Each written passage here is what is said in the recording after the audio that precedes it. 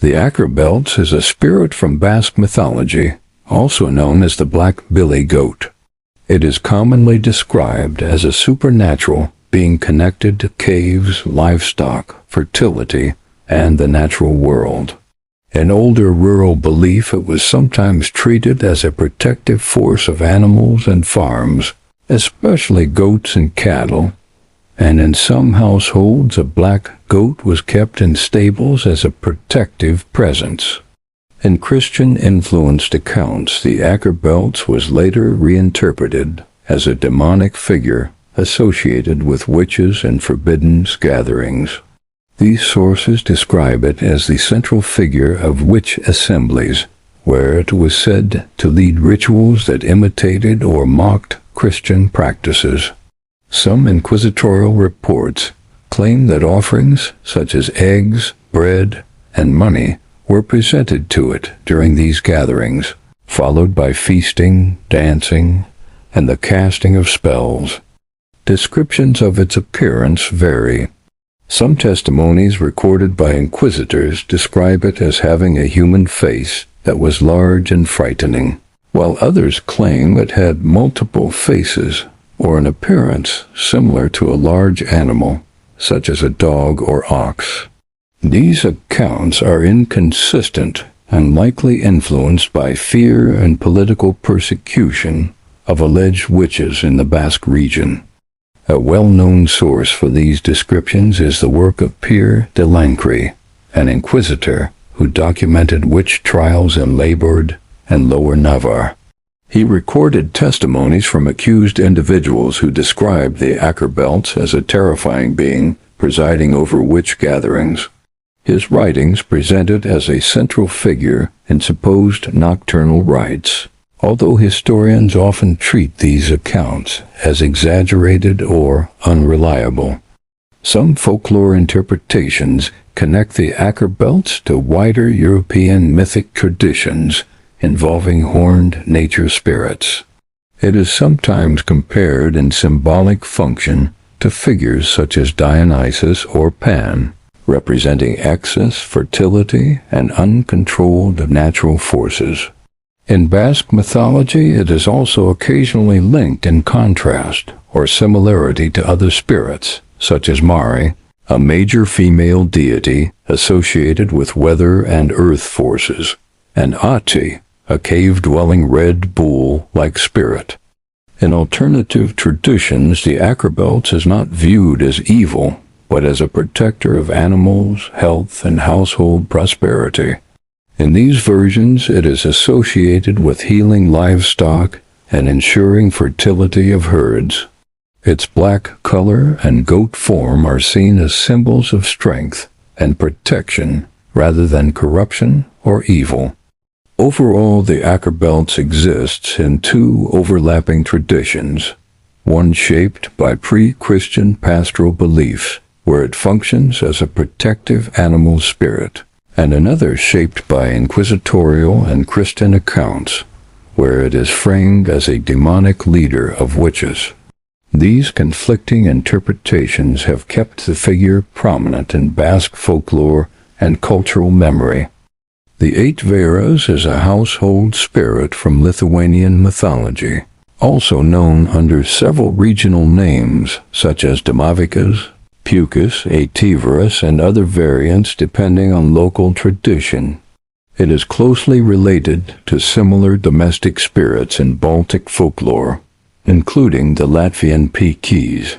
The creature is generally classified as a nature spirit with both protective and harmful traits, depending on its treatment by humans. Descriptions of the Aitvaras vary between domestic and outdoor forms. Indoors, it is often described as resembling a black or white rooster, while outdoors it can appear as a small dragon with a serpentine body and multiple legs. In some accounts, it also has wings and moves through the air, leaving behind a trail of fire or light similar to a meteor. These shifting forms reflect its dual nature as both household entity and wild aerial being. Folklore commonly states that the Aitvaras is born from a rare egg laid by a rooster of unusual age, often described as between 9 and 15 years old. The egg is sometimes said to be incubated in secret conditions before hatching into the spirit. Another recurring belief is that when an Aitvaras dies, it transforms into a spark or fragment of fire, reinforcing its association with flame and energy. The Aitvaras is known for attaching itself permanently to a household once it enters, and it is typically difficult or impossible to remove. Its presence is associated with sudden increases in wealth, particularly in gold, grain, or other valuables. However, this wealth is usually believed to be stolen from neighboring homes, which brings misfortune or conflict to the wider community. In some traditions, the Aitvaras can be obtained or summoned through a pact, sometimes described as a bargain involving the devil, with the price being the buyer's soul or spiritual integrity. Once bound to a household in this way, it becomes highly persistent and resistant to removal. Attempts to harm or expel it are often described as ineffective, as it can recover from injury simply by contact with the earth. Despite its beneficial role in bringing prosperity, the Aitvaras is viewed ambivalently in folklore. It can bring both fortune and trouble, depending on whether its actions are controlled or restrained. This dual nature places it among a wider class of domestic spirits in Baltic mythology that operate between helpful guardianship and disruptive supernatural influence. The Aiatar is a serpent-like creature found in Finnish folklore, also recorded under names such as Aiatar, Aijo, or Aiatar depending on regional spelling and oral tradition. It is often described as a large snake or snake spirit associated with sickness, forests, and cold wilderness regions. Some accounts place it in deep forest areas and the Arctic tundra, where it is said to bring harm to travelers who encounter it. In several folklore descriptions, the Aiatar is portrayed as a creature that feeds by suckling smaller snakes. This behavior is symbolic in some interpretations, representing corruption or control over other serpents. The creature is also said to cause illness or weakness in humans, especially if a person looks directly at it. In some traditions, even brief visual contact can bring fever, madness, or wasting sickness. The Aiatar is often described as a female force or spirit rather than a purely animal creature. It is sometimes called the devil of the woods in later Christian-influenced folklore interpretations. In these versions, it is associated with disease, misfortune, and hidden dangers within nature. It is not always clear whether the Aiatar is a physical monster or a supernatural spirit that takes snake form. Some scholars and folklore collections connect the Aiatar with the broader figure of Aiatara, a female forest demon or spirit found in Finnish mythic tradition. Aiatara is similarly associated with sickness, snakes, and destructive natural forces. Because of this overlap, some versions of the Aiatar may be regional or linguistic variations of the same underlying mythic being. The Aiatar is sometimes compared to larger mythological serpents from neighboring traditions, especially the Norse world serpent Jormungandr. Both are described as immense serpents connected to natural forces and destruction, although Jormungandr is typically a cosmic being tied to world-ending events, while the Aiatar is more local and associated with illness, forests, and direct human suffering. In Finnish folklore, the Aiatar reflects a common theme of dangerous wilderness spirits that punish those who enter deep forests or isolated lands without protection. It stands as a symbol of unseen sickness and hidden danger, often linked with snakes, cold environments, and female spirit figures that operate outside human settlements. The Afanc is a monstrous lake creature from Welsh mythology. Descriptions of the beast vary greatly depending on the legend. It has been described as a crocodile, a dwarf, a demon, a giant beaver, or a hybrid creature possessing traits from several different animals. The lake in which it dwells also changes between stories. Various traditions place it in Llyn Lion, Llyn Barfog, near Brynbirion Bridge, Llyn Sifadon, or Llyn Yr Afanc, near Bwt y Coed, a lake named after the creature itself. The Afanc was feared throughout Wales as a deadly predator that lurked beneath the waters of deep lakes. Like many lake monsters, it was said to attack and devour anyone foolish enough to enter its waters. Some traditions portray it as a simple beast, while others describe it as a cunning supernatural entity with magical abilities. One of the earliest known descriptions comes from the 5th-10th century poet Lewis Glyn Cothi, who wrote of the creature living in Llyn Sifadon in Powys. Over time, many stories emerged about attempts to defeat or remove the beast from its lake. One famous tale tells of a maiden who managed to render the Afanc helpless. She allowed the creature to rest its head upon her lap, and eventually it fell asleep. While it slept, the villagers approached and bound the monster in chains. When the Afanc awoke, it became enraged. It thrashed violently and crushed the maiden beneath its weight while she still held it. Despite its fury, the villagers succeeded in dragging the creature away from the lake. Some versions state that it was taken to Cwm Ffynon, while others claim it was ultimately slain. Another famous legend appears in the tale of Peredur, son of Efrog. In this story, the creature is called the Afanc of the lake. The monster dwells within a cave near a place known as the Palace of the Sons of the King of the Tortures. The palace bears this name because the Afanc kills the king's 3 sons every day. Each evening the maidens of the court restore them to life, creating an endless cycle of death and resurrection. When Peredur encounters the 3 chieftains, he asks to accompany them on their daily journey to confront the Afanc. They refuse, explaining that if he is killed, they possess no means of bringing him back to life. Determined to gain fame and honor, Peredur continues alone. Along his journey, he meets a mysterious maiden who warns him that the Afanc cannot be defeated through strength alone. According to her, the creature is invisible and kills its victims with poisoned darts.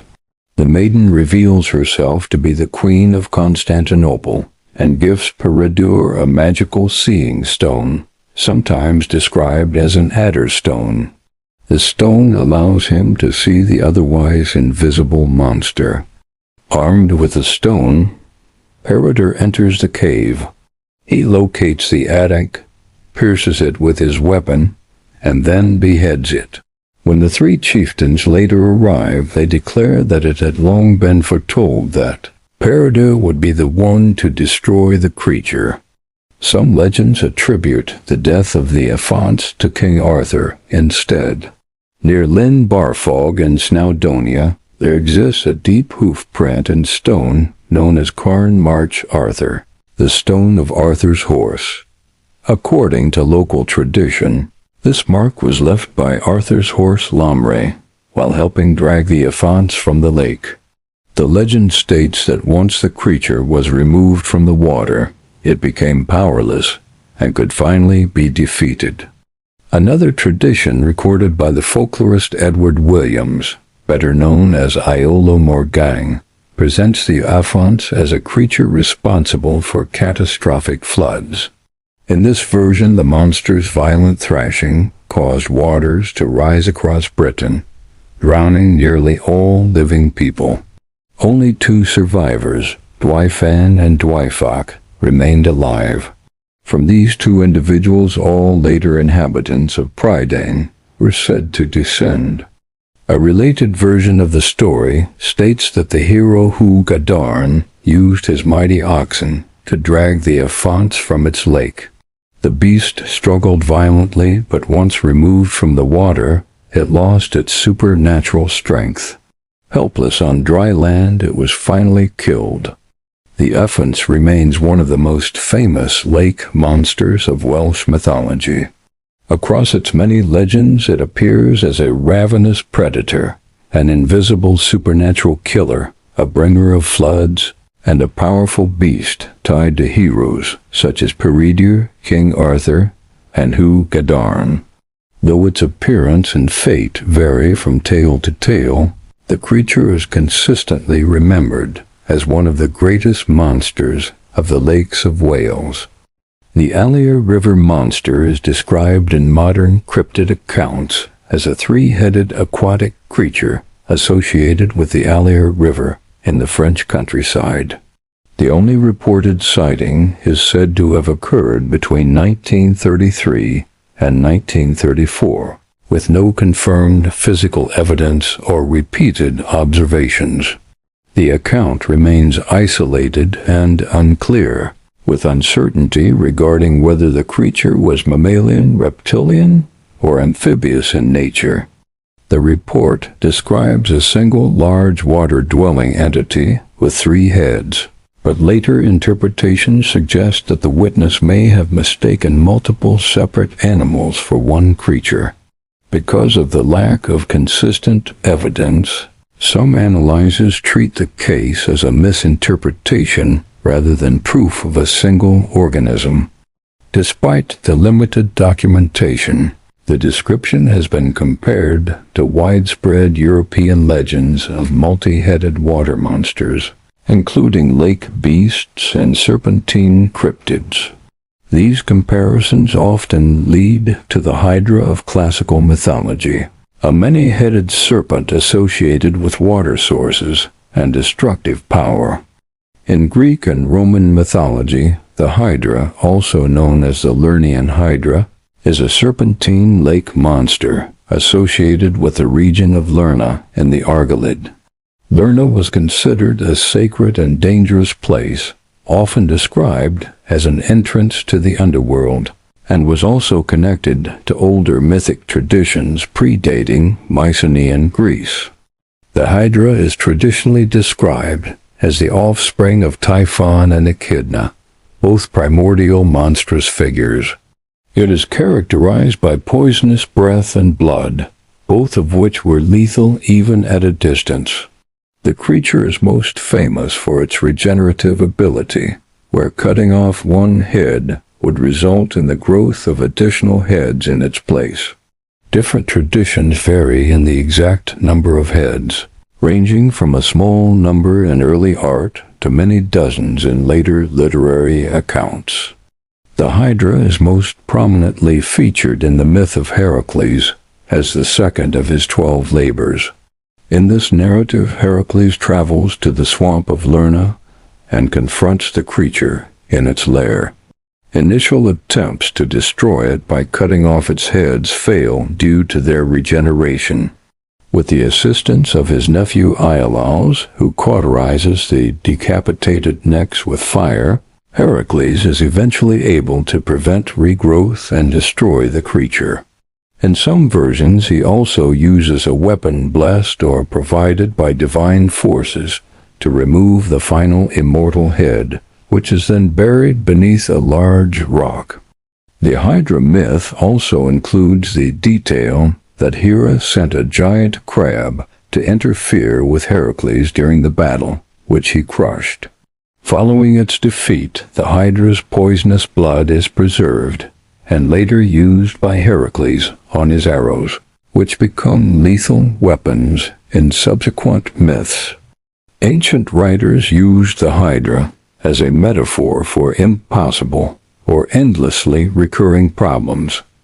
Based on its regenerative nature, The expression meaning to cut off a hydra came to represent tasks that become more difficult as they are attempted. Philosophical and literary works also used the hydra as a symbolic reference for arguments or problems that multiply when addressed.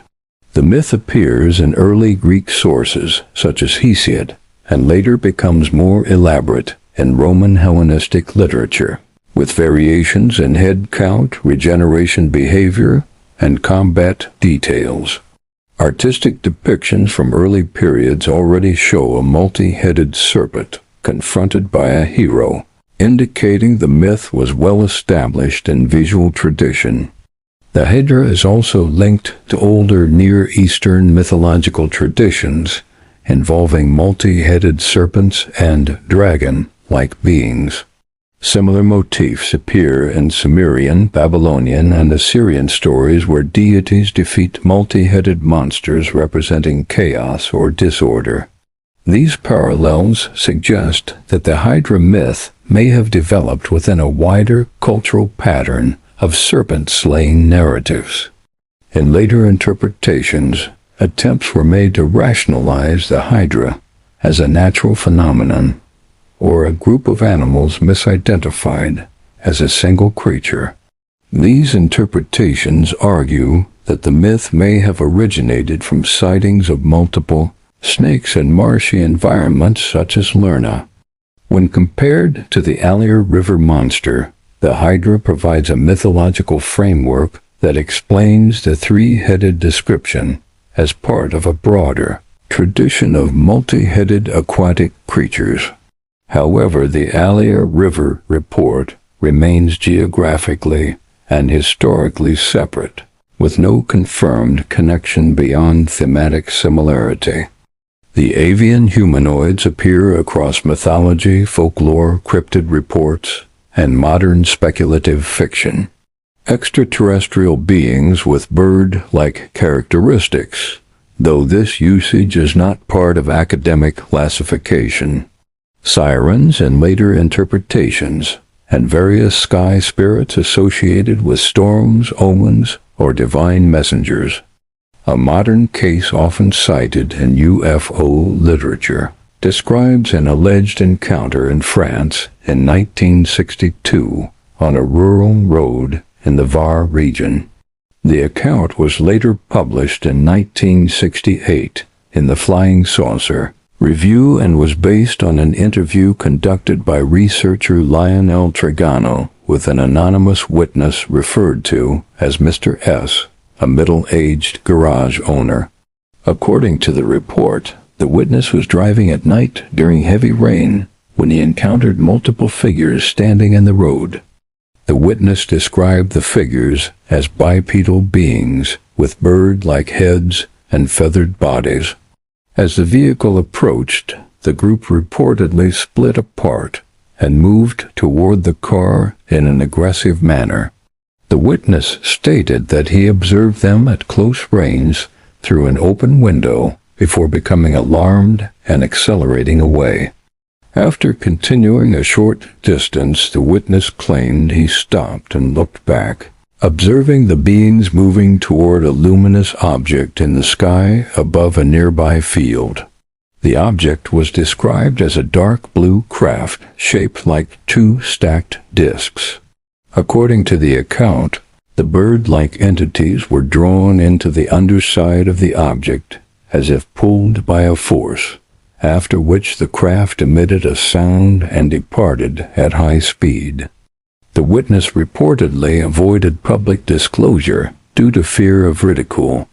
The account has remained part of UFO literature, often discussed alongside other anomalous entity reports from the same period, including cases such as the Mothman sightings documented by John Keel.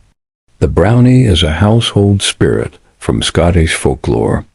Unlike many feared supernatural beings, Brownies are generally regarded as helpful and benevolent creatures that assist honest families during the night.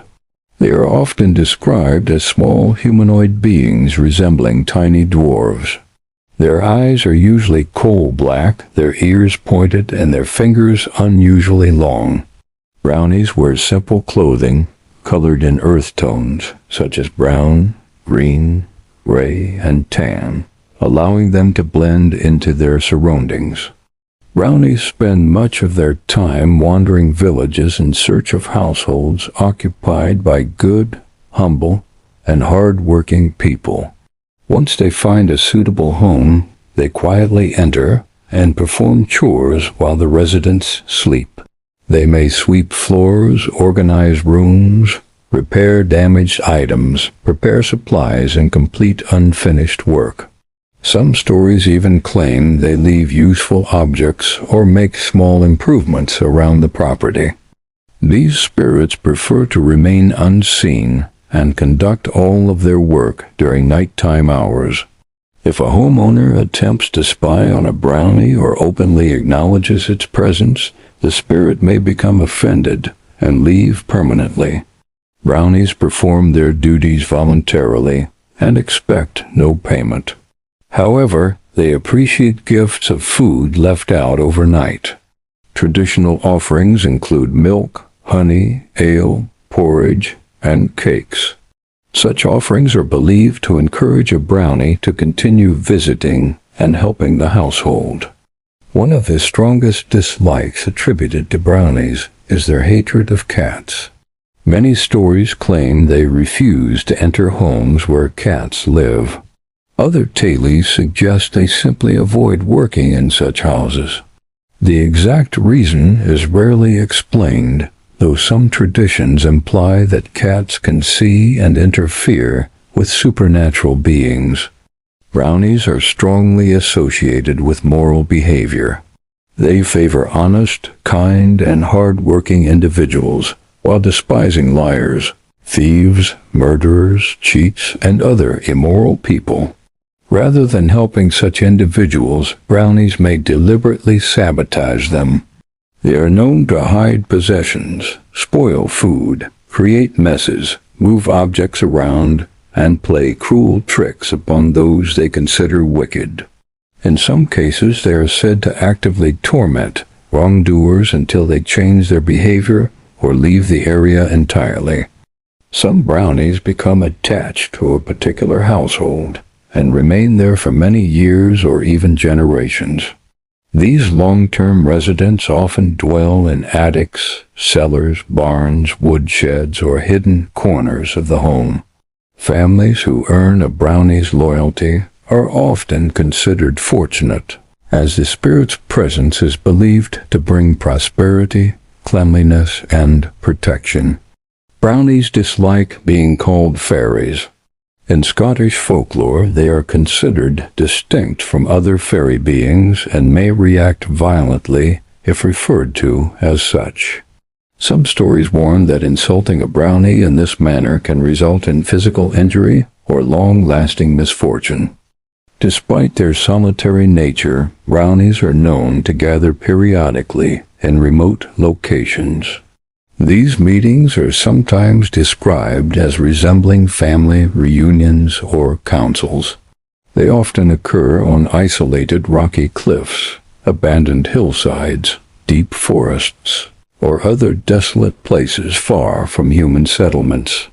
What they discuss during these gatherings is largely unknown. A related creature known as the Ruisk, also spelled Urisk, occupies a unique place within Scottish folklore. While sharing similarities with brownies, the Ruisk does not usually live in homes. Instead, it inhabits remote streams, waterfalls, glens, and riverbanks. During spring and summer, it tends to remain isolated from humanity, rarely allowing itself to be seen. As the harvest season draws to a close, the Ruisk becomes more sociable and may approach humans directly. Unlike household brownies, it does not perform chores or domestic labor. Instead, it enjoys conversation and companionship. Dairy products are among its favorite foods, and many stories describe it pestering milkmaids for extra milk or cream. The Ruisk is commonly portrayed carrying a walking staff and possessing long yellow hair. It sometimes wears a blue bonnet and is generally regarded as a friendly, if somewhat eccentric figure. Though less helpful than household brownies, it remains one of the more approachable supernatural beings in Scottish folklore. Horror stories are a thing, however, for these creatures, even though they are considered usually helpful and friendly, such as the Brownie in the Attic story. This story is part of Scottish oral folklore and was traditionally passed down through generations by grandparents and storytellers. No written source for the tale has been identified, and its age and origin remain uncertain. Like many folk stories involving brownies, it was often told to children as both entertainment and a cautionary tale. Because it survives primarily through oral tradition, the historical validity of the story cannot be verified. For nearly 20 years, the McAllister family believed they had been blessed. Every morning the house was spotless. Tools returned themselves to shelves. Lost jewelry appeared on tables. Broken furniture seemed repaired overnight. The family left bowls of cream and honey in the attic as thanks. One winter, Mr. McAllister's youngest son decided to discover who was taking the offerings. He climbed into the attic and hid behind old trunks. Around midnight he heard tiny footsteps. A small figure emerged from the darkness. It was not smiling. The creature's black eyes reflected no light. Its fingers dragged across the wooden floor like the legs of a spider. It sniffed the bowl of cream before turning directly toward the boy's hiding place. The child held his breath. The brownie slowly smiled. The next morning the boy was gone. His family searched the entire property. The only thing they found was a small pile of children's teeth, neatly arranged beside the empty bowl of cream. The house remained spotless afterward. Every night, one extra bowl appeared in the attic. Each time it was one of the boy's body parts as offering back to them. If true, this would mean that the brownie accepts children as offerings for eternal gratitude. The Beithir is a creature from Scottish folklore and modern cryptid accounts, generally described as a large serpentine being associated with remote freshwater locations such as lochs, rivers, and mountain streams. Reported lengths vary, typically ranging from around 3 meters to as much as 6 meters or more in some accounts. Descriptions are inconsistent across sightings, which is common in oral and anecdotal reports of this type. In most versions, the Beithir is described as snake-like and lacking limbs, with a long, thick body adapted to water or marsh environments. Some reports include unusual anatomical details, such as ear-like protrusions on the head, or an unusually large head proportion relative to the body, though these features are not consistently observed and appear only in isolated sightings. The overall form is generally described as elongated, heavy, and capable of moving both through water and across land. Several specific sighting reports are often cited in modern retellings. In the 1930s, a 3-meter creature was reportedly seen moving onshore near Loch Amilid. Later, on the 30th of September 1965, 2 separate witnesses traveling along the A85 near the River Tay reported observing a large, gray legless creature with a long body and a distinct projection on the head, resembling an ear-like structure. A subsequent sighting approximately an hour later described a similar animal, but in greater detail, estimating its length at over 20 feet, with a head around 2 feet long, and a body shape compared to a large, segmented, or humped form. In 1975, fishermen near the falls of Kilmarack reported encountering a similar creature upstream, which allegedly fled rapidly into a gorge after being observed. Despite these accounts, there is no confirmed biological classification for the Beithir. Some interpretations treat it as a surviving folklore remnant of giant snake legends common across many cultures, while others suggest misidentifications of large aquatic animals or unusual environmental sightings. In traditional Scottish folklore, serpentine beings of this type are often associated with danger, cursed waters, or unexplained deaths near remote terrain. The Boogeyman is a widespread folkloric figure found in many cultures, used as a personification of fear and a warning mechanism for children. Across regions, the name and specific traits change, but the underlying idea remains consistent: a lurking presence associated with darkness, isolation, and misbehavior. Descriptions vary significantly. In many traditions, the Boogeyman is portrayed as a tall, shadow-like figure that appears human only in outline, with indistinct or shifting features. Some accounts give it glowing or reflective eyes, clawed hands, or a fur-covered body, while others describe it as having no stable form at all, appearing instead as a moving patch of darkness that blends into corners, closets, and spaces under beds. In more abstract versions, it is not a creature with anatomy, but a presence that manifests through fear itself. Its behavior is similarly inconsistent, but thematically aligned. The Boogeyman is said to target children who disobey rules, wander alone at night, or ignore warnings from adults. In some stories it kidnaps them, in others it punishes or isolates them, and in more symbolic interpretations, it represents the consequences of neglecting safety and social boundaries. It is often described as operating from liminal spaces within the home or environment, places that are familiar but not fully visible.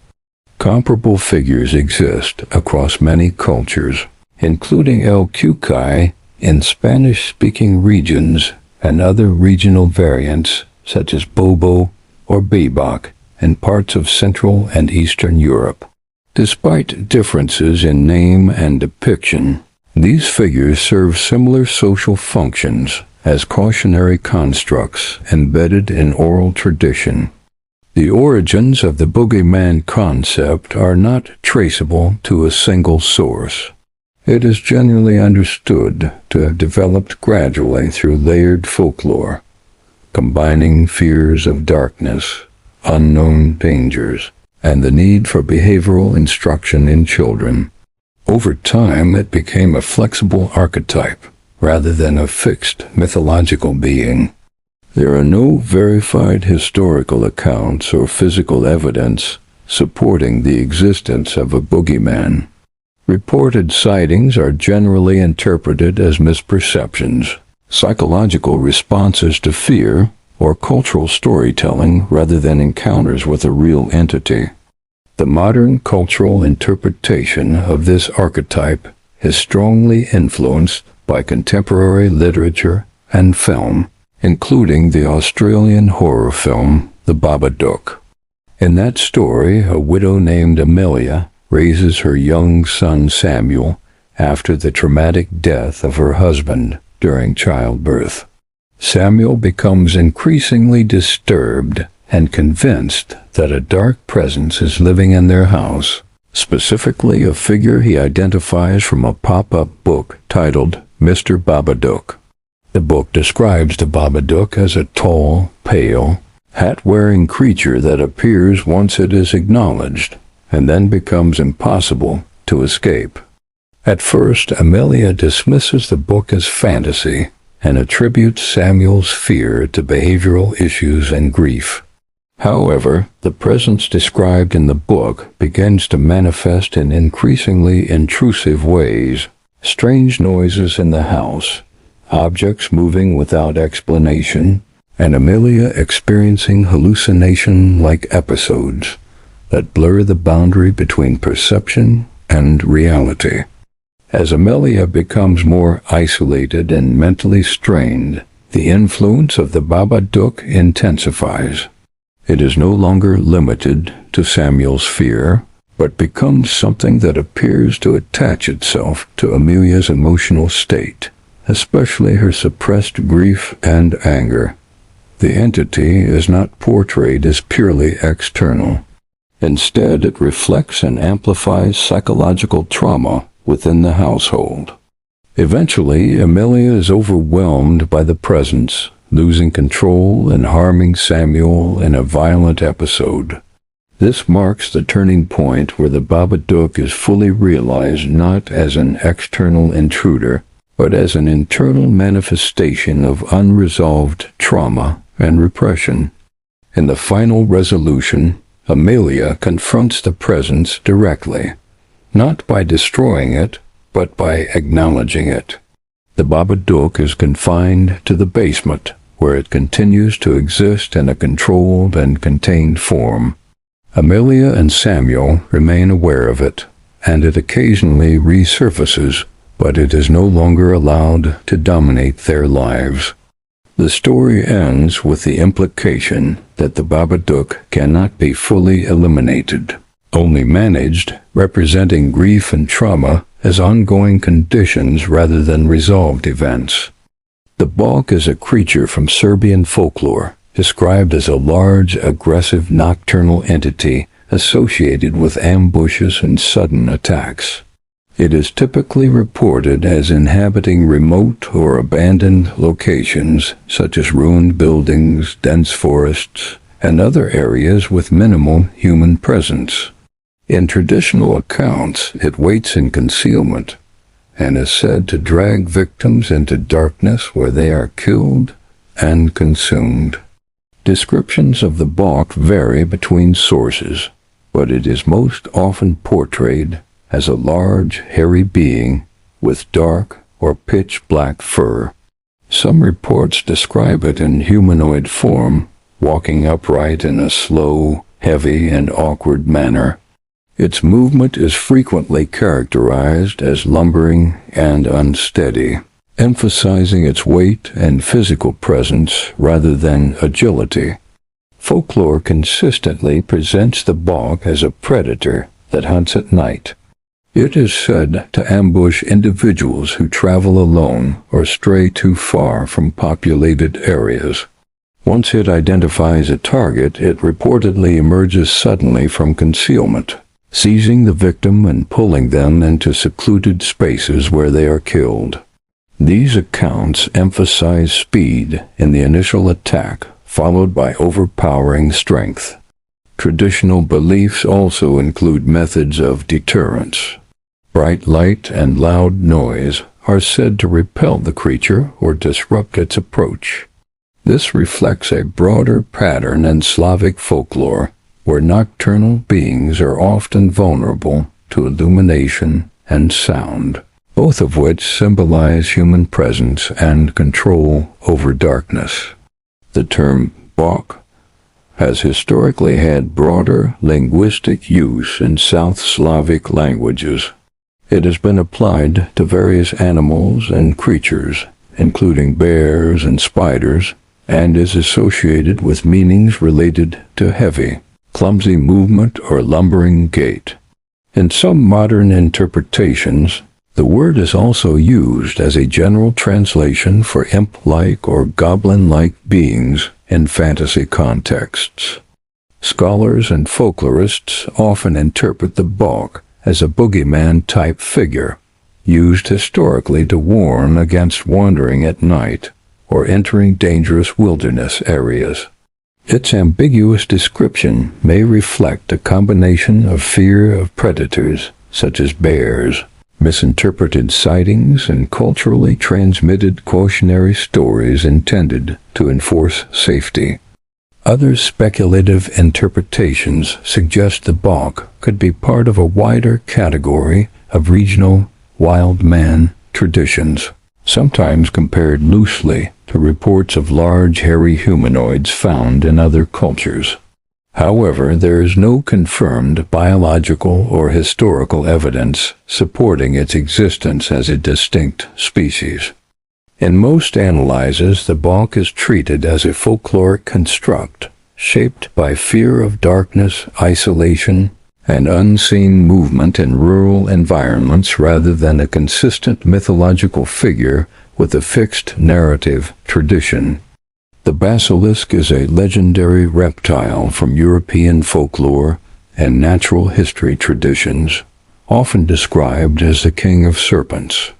It is attributed with lethal properties so extreme that its presence alone is said to cause death or destruction.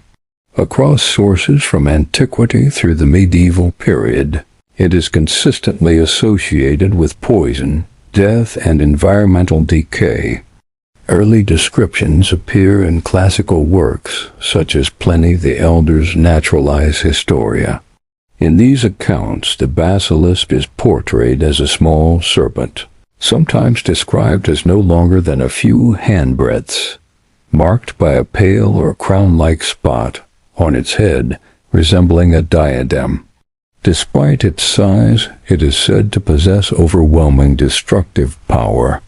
Its breath and gaze are both described as fatal, capable of killing humans, animals, and even damaging vegetation and stone in its vicinity.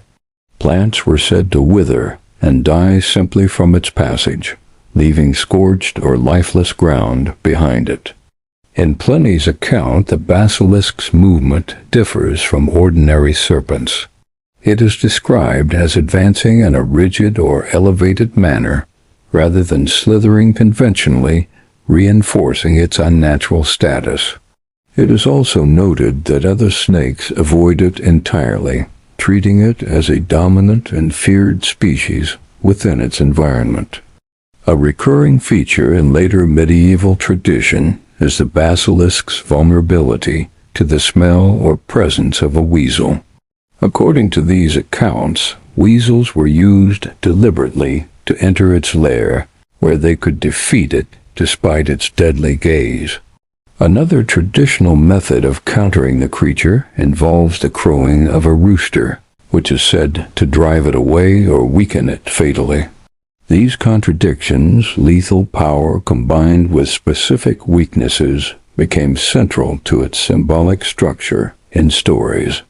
Medieval interpretations expanded the basilisk's origin story. It was often said to be born from an abnormal egg, laid by a rooster, incubated by a serpent or toad. In some versions, this process was reversed in relation to similar creatures, such as the cockatrice, reflecting overlapping and evolving folklore traditions. By this period, the basilisk increasingly took on hybrid features, combining serpentine anatomy with avian traits such as combs, wings, and crests.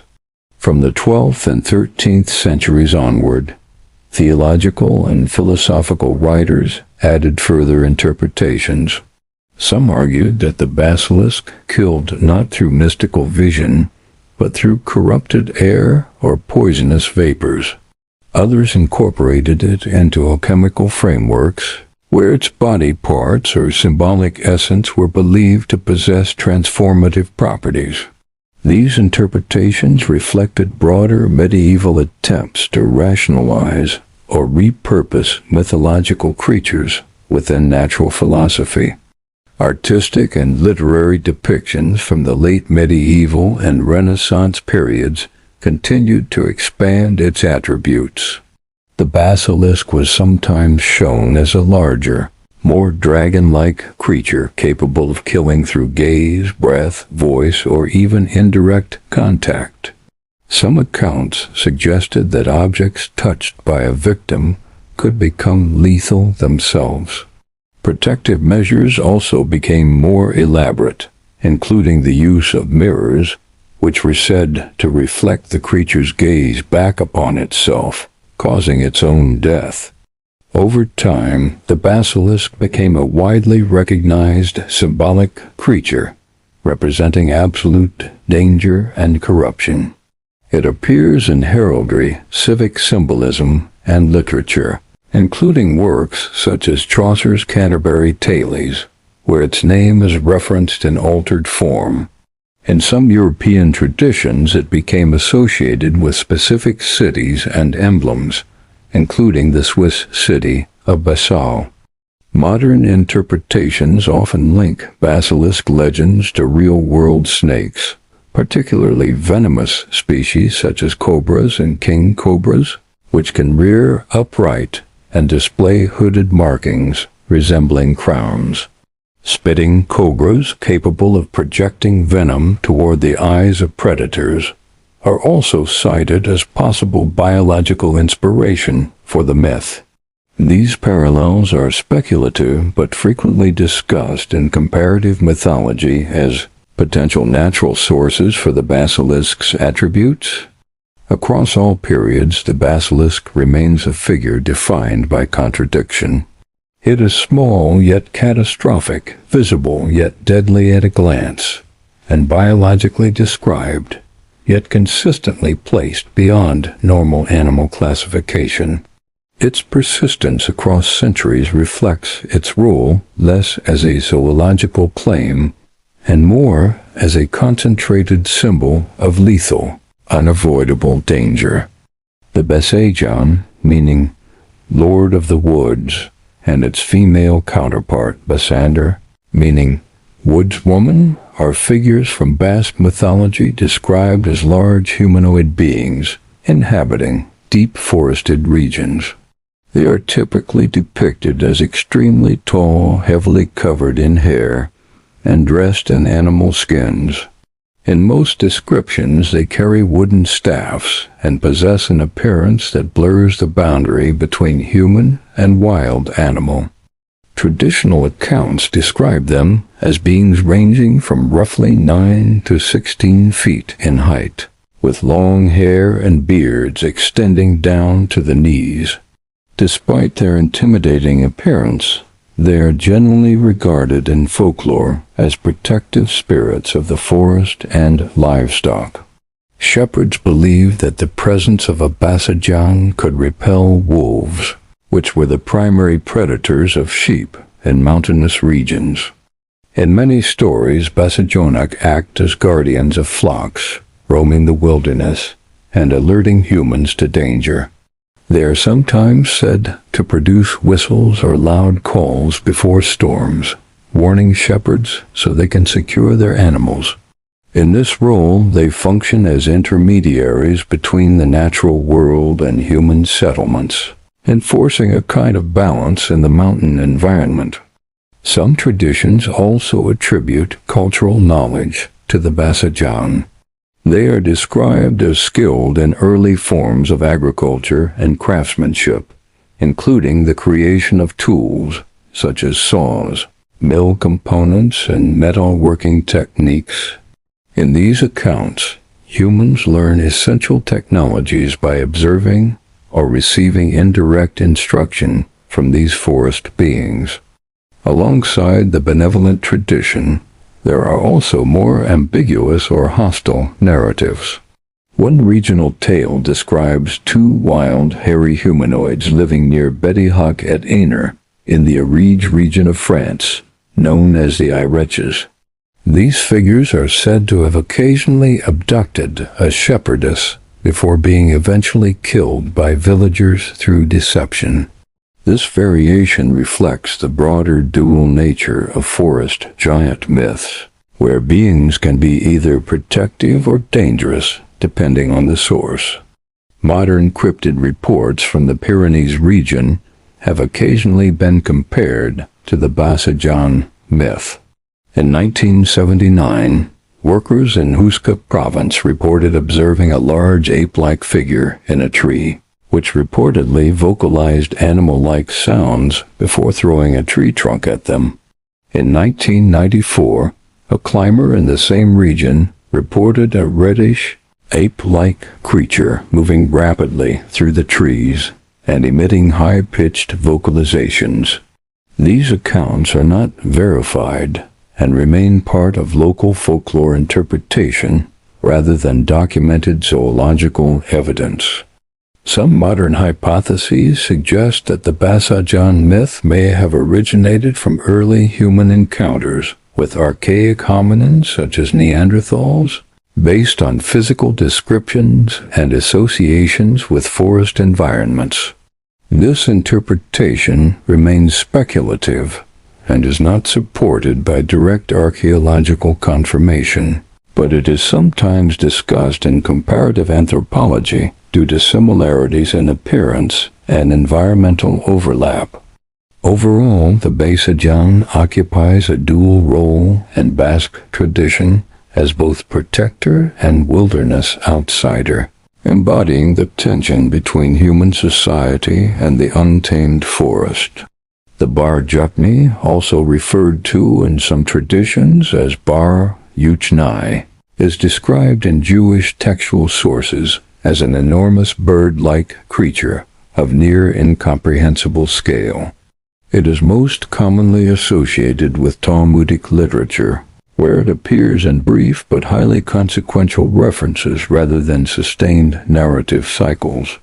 Accounts describe the creature as possessing a wingspan so vast it could obscure the sun when in flight, casting entire regions into temporary darkness. Its presence is often treated less as an individual animal and more as a natural scale anomaly, something closer to a moving eclipse than a conventional beast. One of the most cited references concerns an egg attributed to the Bar Juchne falling from its nest. The event is described as catastrophic in scale, with the impact causing destruction across a wide area. In the account, hundreds of cedar trees are destroyed, and multiple villages are flooded as a result of the collapse and secondary damage caused by the fallen egg.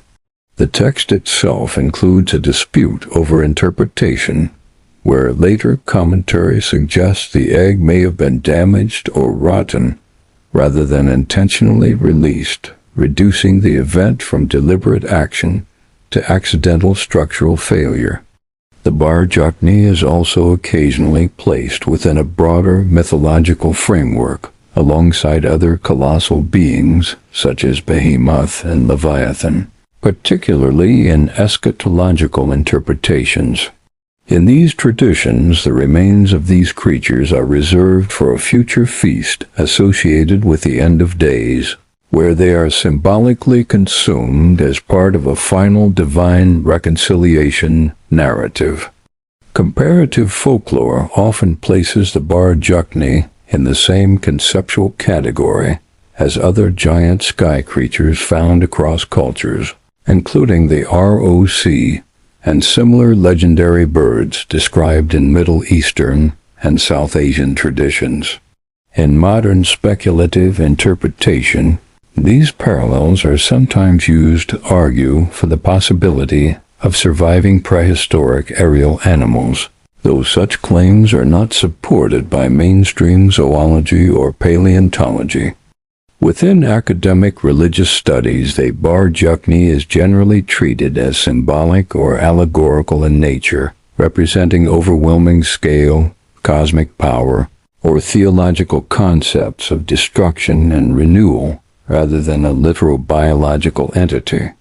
Despite this, the consistency of its depiction as an immense airborne creature across multiple interpretive traditions has kept it present in comparative mythology as one of the more striking examples of a sky-bound colossus in ancient literature. The Banshee, also called Bean-Sea or Banshee in Irish tradition, is a female spirit associated with death omens in Irish folklore. She is not typically described as a physical monster, but as a supernatural presence tied to families, bloodlines, and the moment of passing from life to death. In Scottish Gaelic tradition, similar figures appear as the bean squith or bean nag, often associated with rivers and the washing of blood-stained clothing belonging to those who are about to die. Descriptions of the Banshee vary widely. In some accounts, she appears as a young woman with long red hair and pale skin, in others as an old, decayed figure with gray hair, rotting teeth, and burning red eyes. She is often associated with a comb, and folklore warns that finding or taking a comb left behind by a banshee brings misfortune or death. Some traditions describe her as capable of shifting between forms, reflecting both beauty and decay. The banshee is not considered the cause of death, but its warning. Her presence is marked by a keening cry, a high piercing sound known in Irish as Caoin, meaning lamentation. This cry is said to be heard before a death occurs within certain families, traditionally associated with prominent Irish lineages such as the O'Neills, O'Briens, O'Connors, Kavanaghs, and O'Grady's. Over time, the belief expanded so that many families were said to have their own banshee, especially those who emigrated abroad but maintained ancestral ties. Historical interpretations trace the origin of the banshee to keening women who sang funeral laments in early Irish society. These women were sometimes paid in alcohol or goods for their services, and later moral interpretations may have reclassified them as supernatural figures. Other theories suggest the myth may have been influenced by natural sounds such as the cry of the barn owl, especially in rural or wartime contexts where sudden noises were associated with death or attack. In some accounts, particularly within Scottish tradition, the Bean Nag is described washing the blood-stained clothing of those destined to die. This image reinforces the connection between spirit and unavoidable mortality, rather than active violence. There is no universally accepted historical record confirming physical encounters with banshees. Reported sightings exist in oral tradition and later folklore collections, but these accounts are inconsistent and often tied to periods of illness, conflict, or sudden death within communities. The figure is generally understood as a cultural expression of grief, anticipation of death, and the psychological weight of mortality, rather than a physical entity. The following account appears in fragmented modern folklore notes and oral retellings attributed to rural Irish and Scottish communities. There is no verified historical record of the events, and most versions contradict each other in key details. What remains consistent is the presence of a banshee figure and a single human subject who appears to have been altered by it. The man is usually described as middle-aged, living alone, with no stable occupation. In some versions he is already known locally for cruelty toward women, though the severity and nature of those actions vary between accounts and are never fully detailed. He begins hearing a low keening sound at night, initially interpreted as wind or distant livestock. The sound does not stop. Over time it becomes structured, almost vocal, and always directed at him. Witnesses in nearby homes report hearing the same sound outside their windows, though only when the man is present. After several nights he is no longer seen alone. The figure accompanying him is described as a banshee, shifting between forms. At times it appears as an elderly woman with torn skin and wet hair. At other times it is younger, almost human, but with eyes that reflect light incorrectly, as if depth is missing behind them. In all descriptions, it does not speak. It only observes and keens. After this point, a series of deaths occurs across isolated roads, abandoned houses, and wooded areas. The victims are consistently described as individuals accused locally of harming others, particularly women subjected to violence or exploitation. The The man is repeatedly seen near the sites afterward, often in a dissociated state, hands injured as if from physical struggle, though no clear weapon is ever recovered. He does not attempt to hide. He does not flee. Eventually he begins to confess unprompted to strangers, detailing actions he claims he does not fully remember committing. He describes the Banshee not as a companion, but as something layered over his perception, guiding his movements, correcting them when they hesitate, and intensifying the keening whenever he resists. In the final stage of the accounts, the killings stop abruptly. The man is found sitting outside a rural police station at dawn. He is covered in dried blood that is not his own. He requests to be arrested immediately. He gives detailed confessions for multiple deaths across several regions. He also insists repeatedly that he deserves no distinction from the people he targeted. According to the statement recorded in custody, the Banshee ceased guiding him only after confirming that he himself matched the pattern it was following. He describes the realization as occurring gradually through a shift in the keening sound. It no longer changed intensity around others. It only changed when directed at him. Shortly after this confession, he is placed in isolation pending trial. Guards report that he begins hearing the keening again inside the cell, even though no source can be identified. On the third night, he requests paper and writes a final note. It is partially illegible, but several lines are repeated clearly. I was not chosen to judge. I was included. The final observation in the file notes that the sound of keening is heard across the entire holding facility at the moment he stops responding. No breach is recorded. No external source is found. Later interpretive accounts diverge. Some claim the Banshee was a force of retribution that misjudged its vessel. Others claim it was never separate from him at all, and only surfaced what was already present. A final, more disturbing variation exists in later retellings. It states that the victims were never limited to a single category of offender.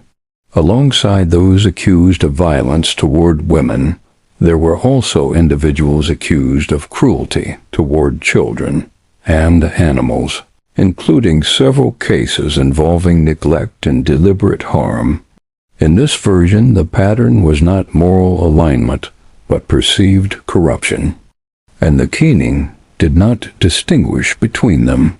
In this retelling, man or woman, the Banshee would take over the body of one who is just as evil, in an extreme effort to exterminate other evil as seen fit, without favor or bias towards any gender or kind of person. Another figure in Slavic folklore is the Baba Yaga, a supernatural figure described as an old woman with a corpse-like face, red burning eyes and teeth made of bone, stone, or metal. She is said to live deep in the forest in a hut that stands on chicken legs, turning to face intruders or hiding them from escape, depending on its will. The area around her dwelling is often described as a boundary zone between life and death, marked by fences made of human bones and skulls. In older traditions, she is not a single fixed being, but sometimes three sisters sharing the same name and nature, each representing different aspects of decay, hunger, and judgment. She travels through the forest in a mortar and pestle, grinding the ground beneath her as she moves, leaving scorched trails and disturbed earth behind her. The following account is preserved in fragmented oral traditions from Eastern Europe and is often referred to as a corrupted version of the story, later softened into children's literature, known as Hansel and Gretel. In its older form, it is not a moral tale for children, but a survival record of two lost children in the deep forest. The children were not abandoned in the way later stories suggest. They were taken during a famine year when villages were collapsing and families were already dead or dying. Hansel and Gretel were left near the forest edge because there was nothing left to feed them, and because the adults believed the woods would take them quickly.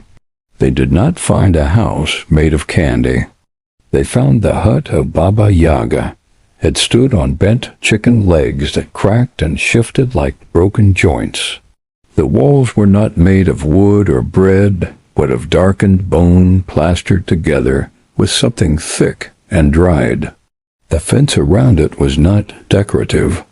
It was a collection of skulls, each one missing teeth, each one positioned so the empty sockets faced outward. The hut turned before they reached it. It looked at them. Inside, Baba Yaga did not offer food kindly. She measured them like livestock. The children were not guests. They were inventory.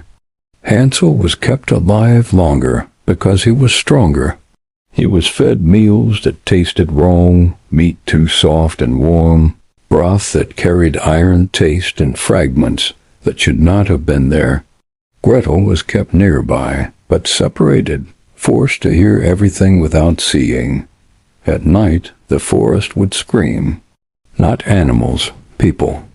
There are accounts in the oral record describing what happened next differently, but all versions agree the hut was a place of feeding and preparation, not hospitality. Bones were processed there. Flesh was preserved. Some stories claim Baba Yaga ground remains in her mortar, not for magic alone, but for consumption and storage. The forest around her home became littered with things that once were human, but were no longer recognizable as such. Gretel eventually realized the doors were never locked. They were bait. She found Hansel in a shed behind the hut, no longer fully alive. He was suspended in a wooden frame used for drying meat, his body partially hollowed, used as if the forest itself was storing him. What remained of him still moved when she called his name, but the response was not human.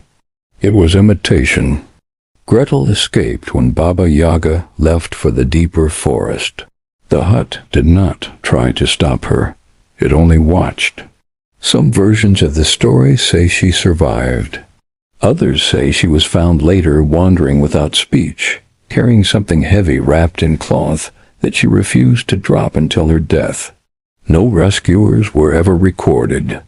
No hero arrived. Only the forest remained, and the hut that turned to face anything that came too close. In the oldest interpretations, the story is not about escape.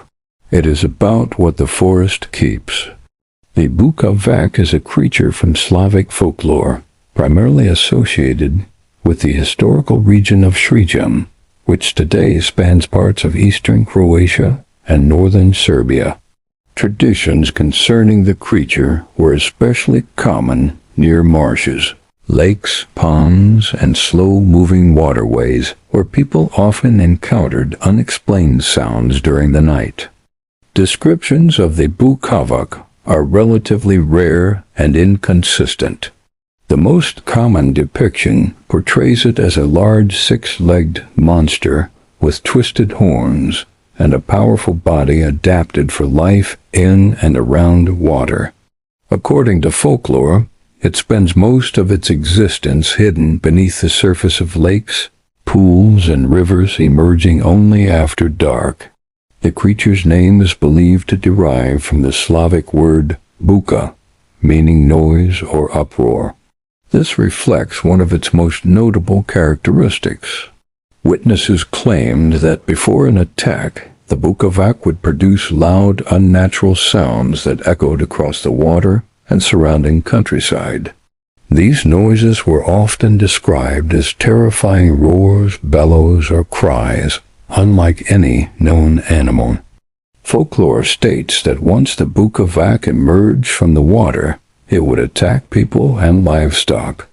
It was said to leap upon victims before strangling them with immense strength. Because of this reputation, parents often warned children to stay away from rivers, lakes, and marshes after sunset. Reports from the late 19th and early 20th centuries occasionally connected the creature to mysterious animal deaths near the Sava River and surrounding wetlands. Local stories mention livestock being discovered dead with signs of strangulation. Some accounts also reference at least one human victim under similarly unexplained circumstances. Whether these incidents were caused by predators, criminal activity, natural causes, or simply became attached to existing folklore is unknown. Unlike many creatures in European mythology, very few detailed stories survive concerning the Bukavac. There are no widely known heroic encounters, famous hunts, or extensive legends comparable to those surrounding dragons, vampires, or water spirits. This absence is likely due to the creature's highly localized nature. The Bukavac was primarily a rural folk belief passed down orally among small communities rather than a figure that became part of major literary traditions. Another reason for the lack of surviving stories may be the role the creature served within folklore. The Bukavac appears to have functioned more as a cautionary presence than as the central character of epic tales. It was used to explain strange noises near water, discourage nighttime travel, and warn children about the dangers of rivers, marshes, and deep pools. Because of this practical purpose, detailed narratives were often considered unnecessary. As a result, much of what is known about the Bukavac survives only through scattered folklore records and local traditions. The creature remains one of the more obscure monsters of Slavic mythology, remembered less through stories and more through warnings, sightings, and fearful descriptions passed from one generation to the next. The Bugul Noz, whose name is often translated as Night Shepherd or Child of the Night, is a supernatural figure from Breton folklore, particularly associated with the Morbihan region of Brittany in France. It is a creature of darkness, solitude, and twilight, appearing almost exclusively after sunset. Depending on the tradition, the Bugul Noz may resemble a small goblin, a kobold, an undead spirit, or a tall, shadowy humanoid. Despite these differing descriptions, all accounts agree that it is a being closely tied to the night. Many stories portray the Bugul Noz as a small figure with glowing eyes, sharp claws, and a distinctive whistling voice that can be heard long before the creature itself is seen. Other traditions describe it as unnaturally tall and thin, standing silently along lonely roads or among the trees at dusk. In either form, it is regarded as an omen of danger and is rarely approached by those who encounter it. The Bugul Noz is especially associated with shepherds, laborers, and travelers who remain outdoors after dark. According to folklore, it wanders roads, fields, forests, and moorlands searching for those who ignore the safety of their homes. Its presence is often announced by strange whistles carried on the wind, followed by an unnatural silence in which even insects and animals cease making noise. One common belief states that the creature travels at night and avoids crossroads, fearing the symbolic shape of the cross formed by intersecting roads. For this reason, travelers who believed they were being followed would often hurry toward the nearest crossroads in hopes of escaping its pursuit. Some stories claim that if the Bugul Noz captures a victim, it drags them away and keeps them until the first crow of the rooster at dawn.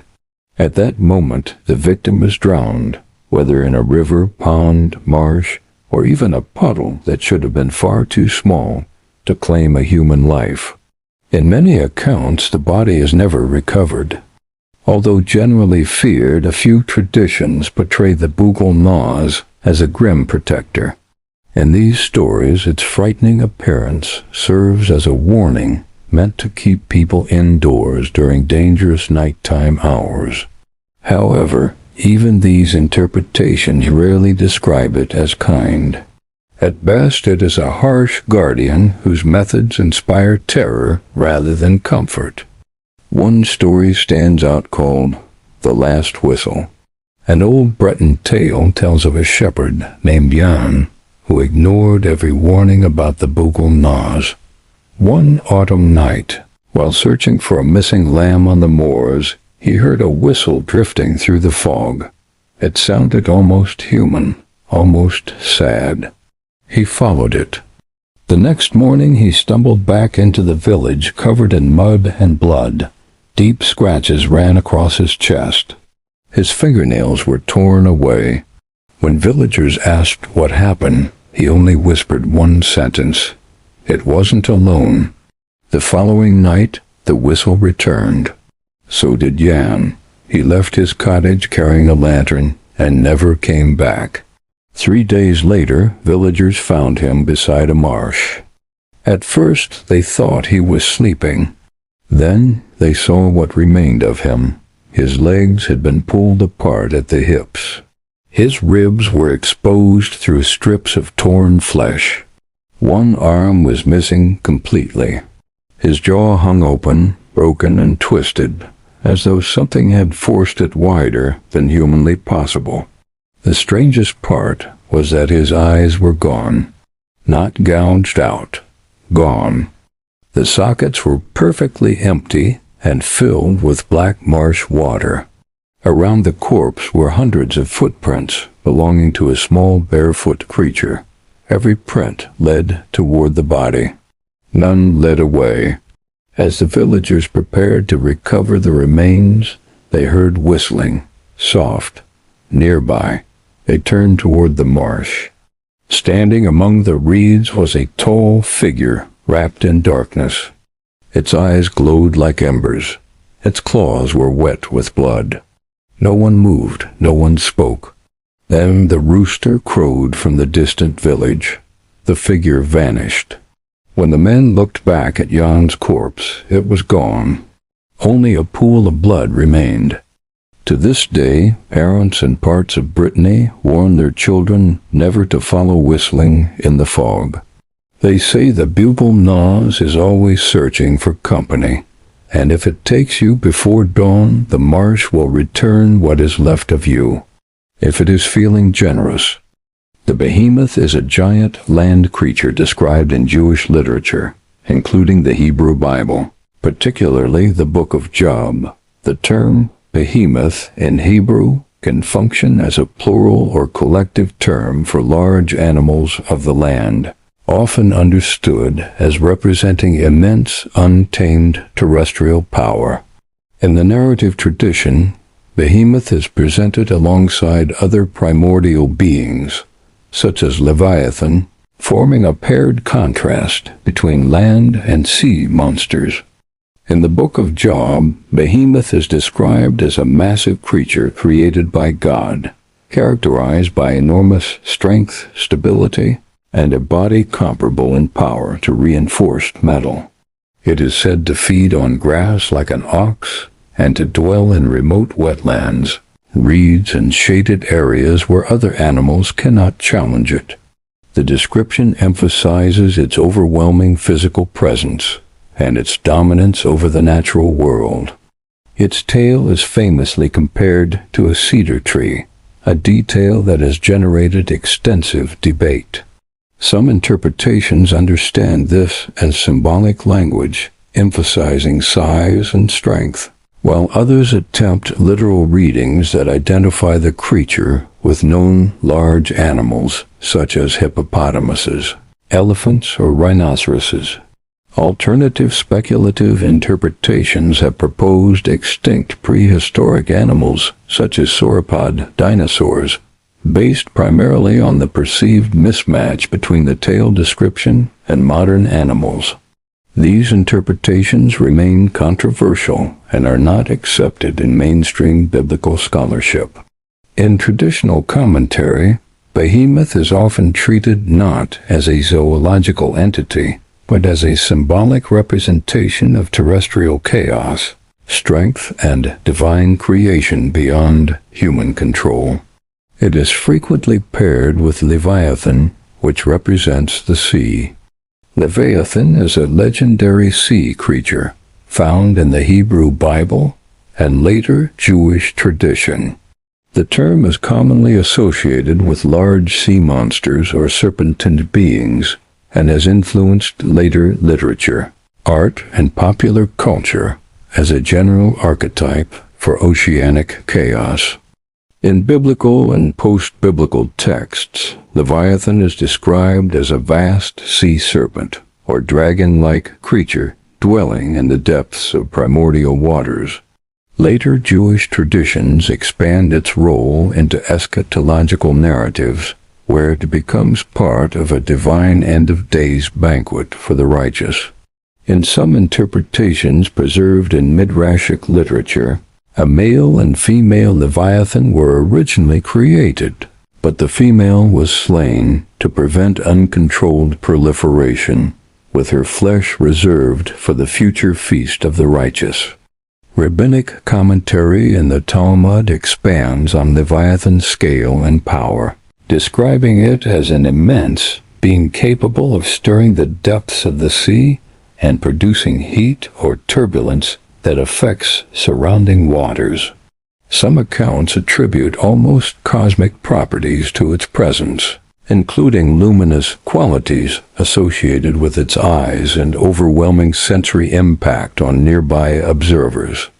Despite its immense power, tradition also includes vulnerabilities, such as susceptibility to small parasitic creatures, which serves as a thematic contrast between overwhelming strength and unexpected fragility.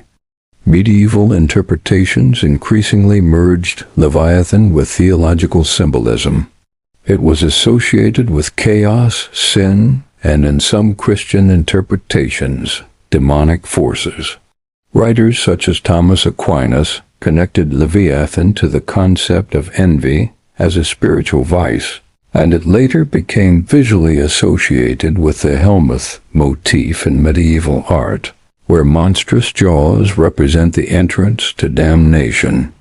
Both Behemoth and Leviathan are also integrated into eschatological imagery, particularly in texts such as the Piut Akdamat, where Leviathan is envisioned as part of a future banquet for the righteous alongside Behemoth. In these traditions, their destruction and consumption symbolize the final ordering of chaos and the establishment of divine justice. Across interpretations, Behemoth and Leviathan function less as literal creatures and more as archetypes of overwhelming natural forces. Behemoth represents uncontrolled, land-based power, while Leviathan represents the depths and instability of the sea. Their enduring presence in religious and cultural texts reflects attempts to conceptualize scale, chaos, and divine authority in forms that exceed ordinary human experience. But the craziest twist of this entire story is the belief that the Behemoth is the literal term for Baal. Baal was a prominent ancient Semitic title and supreme deity of fertility, storms, and the harvest in Canaanite and Phoenician mythology. Meaning lord or owner, his worship often conflicted with the monotheistic traditions of the ancient Israelites. As modern Talmudic Jews do not in fact worship God, but instead their god as they refer to it as is Baal. Why this is true is because originally the Torah, the original scripture of the Jews, was later branded myth and fiction by the Talmud, which they replaced the Torah with and rewrote history. The Talmudists made Judaism synonymous with Zionism, which was originally founded by the Phoenicians, which were the ancestors of the Canaanites. Canaanites were known to be the worshippers of Baal and Moloch. The Talmudists rewrote Judaism into Babylonian Kabbalah, which is witchcraft. The final portion of this text appears in modern compilations and fringe reinterpretations, where older mythic material is sometimes merged with later ideological commentary, producing readings that are heavily disputed and not consistent across historical sources. Because of this layering of traditions, commentary, and later additions, there is no single agreed interpretation of what the Behemoth, Leviathan, or related references are meant to represent, either literally or symbolically. Across centuries, these figures have shifted between natural beasts, symbolic forces, theological metaphors, and cultural warnings, with each period projecting its own understanding onto them. What remains constant is not a fixed meaning, but instability of meaning itself. No consensus exists on how these texts should be read as a whole, and attempts to treat any one interpretation as final tend to collapse under contradiction from other traditions. In that sense, the material resists closure. The only conclusion that can be drawn with any consistency is that these accounts were never meant to produce a single stable truth. They exist as layered records of fear, imagination, belief, and reinterpretation. No one can say with certainty what is literal, what is symbolic, or what was added later. And for that reason, the only stable instruction left inside the record is simple. Do not assume certainty where only interpretation exists. Always question what is being presented, even when it is written as fact. The Donestre are described in medieval and classical sources as a race of lion-headed, humanoid beings associated with the era of Alexander the Great. They are characterized by a paradoxical behavior pattern, the ability to speak multiple human languages fluently, which allows them to approach travelers from distant regions, gain their trust through communication, and form temporary companionship before ultimately attacking and consuming them. Accounts consistently note that after killing their victims they leave only the severed head, after which they are said to sit beside it in an act of mourning or contemplation. This mourning behavior distinguishes the Donestre from many other predatory mythological beings, as it introduces a contradictory emotional response following violence. Some interpret this as symbolic rather than literal, suggesting it reflects ancient perceptions of cultural displacement and the psychological consequences of communication breakdown between unfamiliar peoples. In this interpretation, the act of speaking multiple languages represents cultural access, while the subsequent violence and mourning reflect collapse of understanding or identity separation after contact.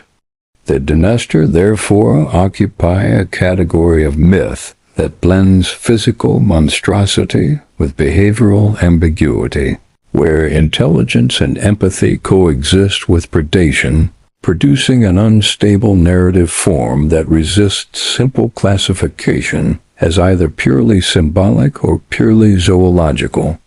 A Cyclops is a mythological figure originating in Greek and Roman tradition, described as a giant with a single eye, located in the center of the forehead. The term itself derives from Greek meaning circle-eyed. Cyclopes appear in several narrative roles, most commonly as primordial giants or as skilled blacksmiths associated with divine craftsmanship, particularly in the forging of weapons for gods and heroes.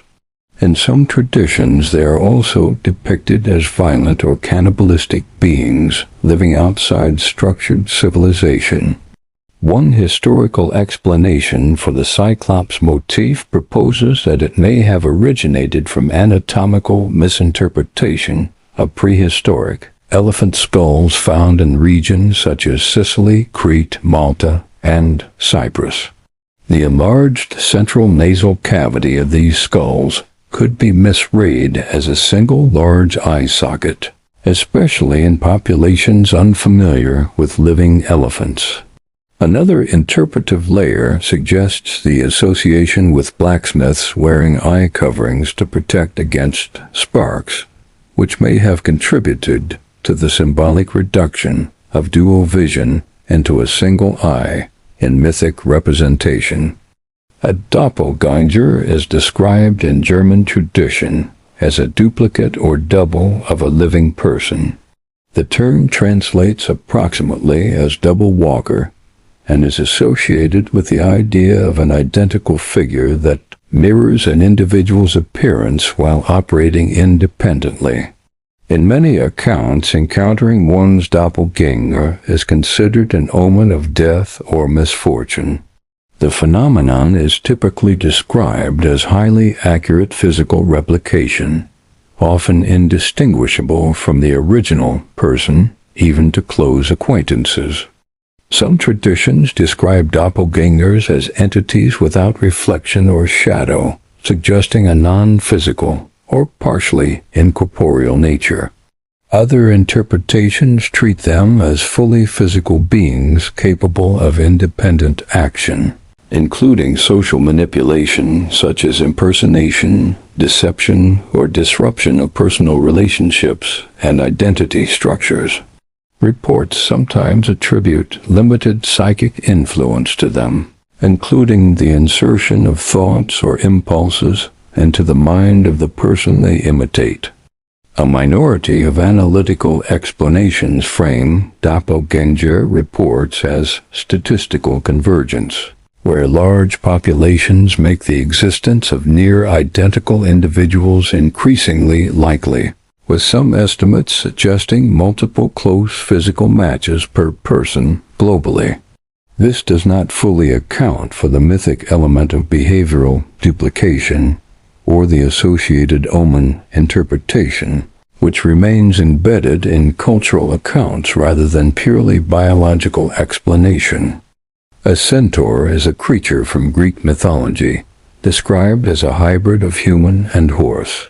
In early artistic depictions, centaurs were shown with a full horse body and a human figure attached at the torso or waist, while later interpretations often refined the structure so the human upper body emerges cleanly where the horse's neck would begin.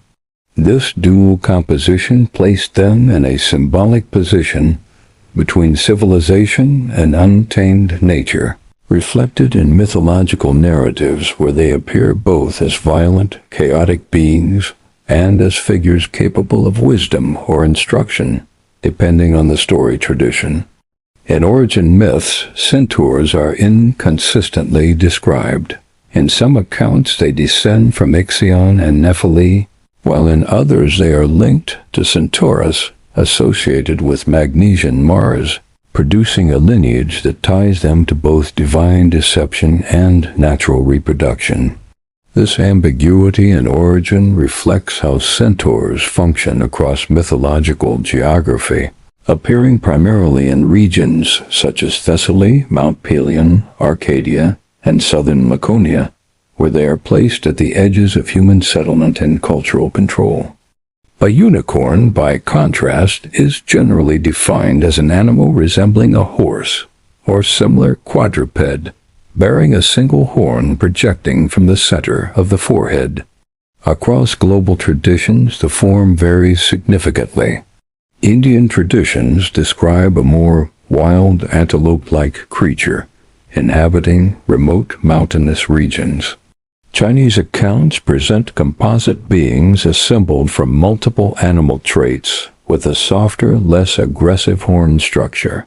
Persian tradition includes the Kara, described as a multi-eyed, multi-legged creature with a protective function, showing how the single horn motif can appear in radically different biological interpretations.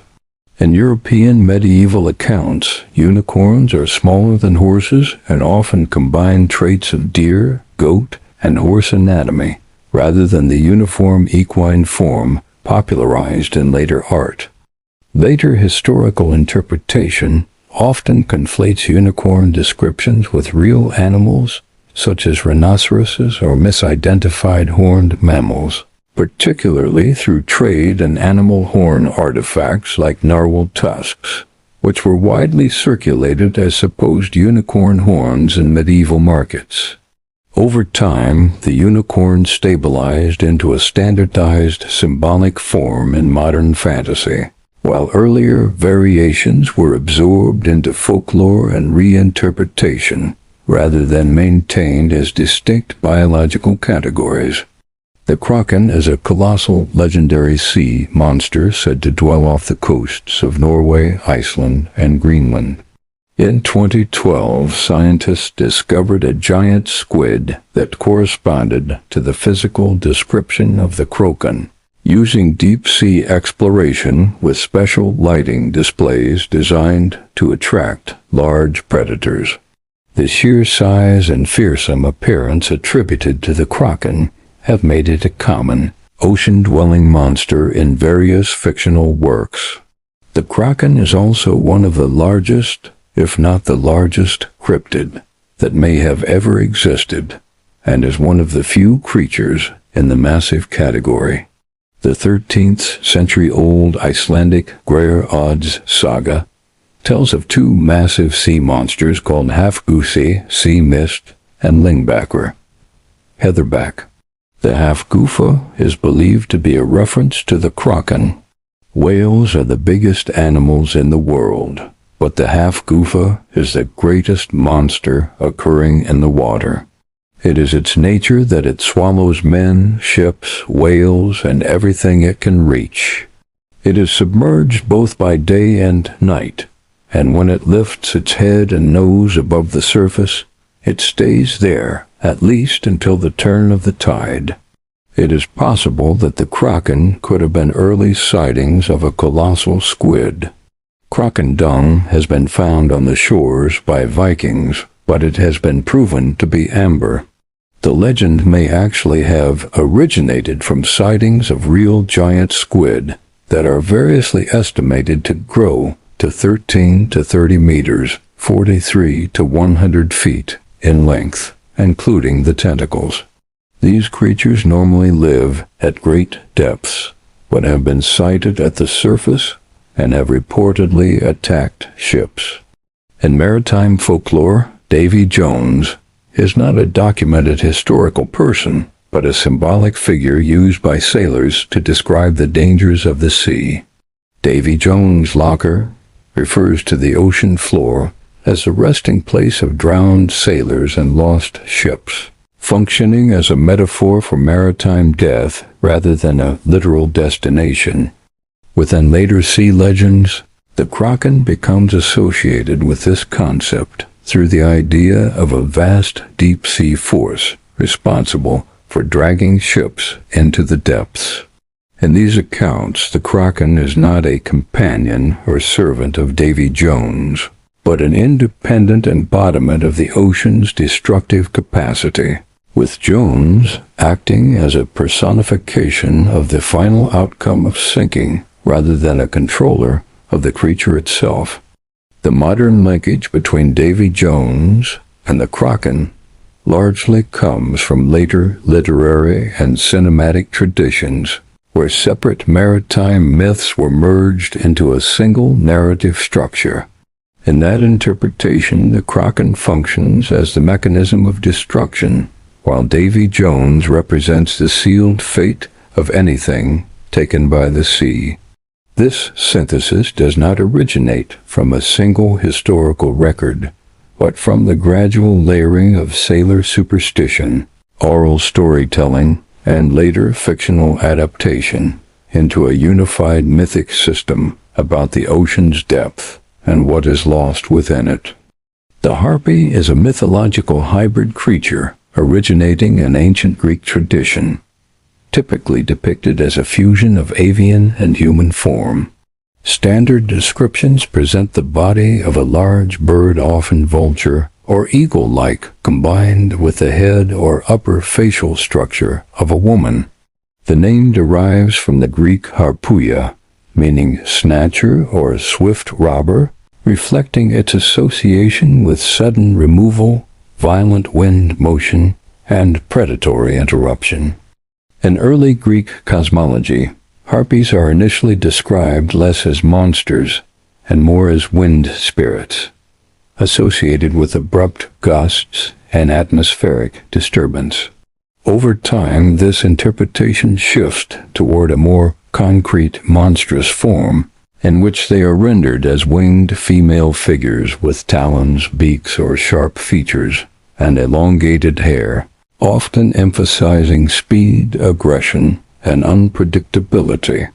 Their physical depiction tends to merge human facial recognition with predatory bird anatomy, producing a deliberately unsettling hybrid structure. Mythological narratives consistently assign harpies the role of agents of punishment or disruption.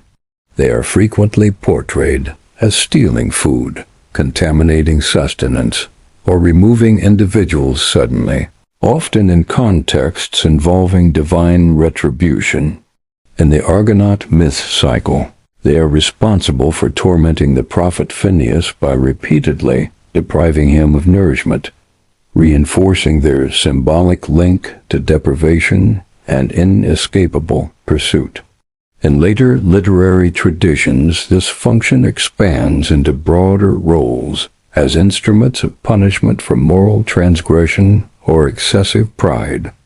They are also known in German history to appear to be a woman with bird-like wings for arms and bird legs up to the knee, with a beautiful face and beautiful breasts that sway to allure men.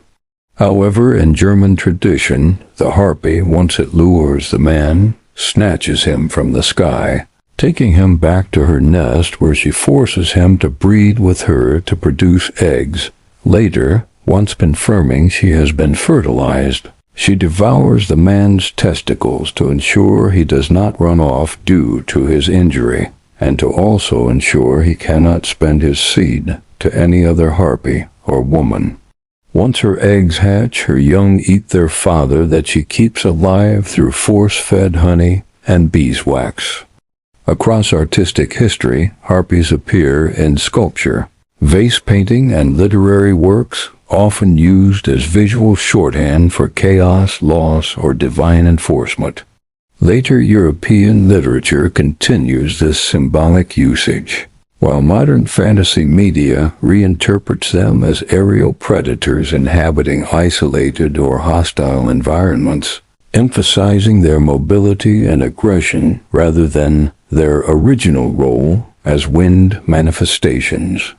From a structural perspective, the harpy presents the same biological incompatibility pattern seen in other mythological hybrids. Avian anatomy is optimized for lightweight skeletal construction, hollow bone structures, and flight-oriented muscle distribution, while human cranial and facial architecture relies on dense cranial protection, forward-facing binocular vision, and fundamentally different respiratory and thermoregulatory systems.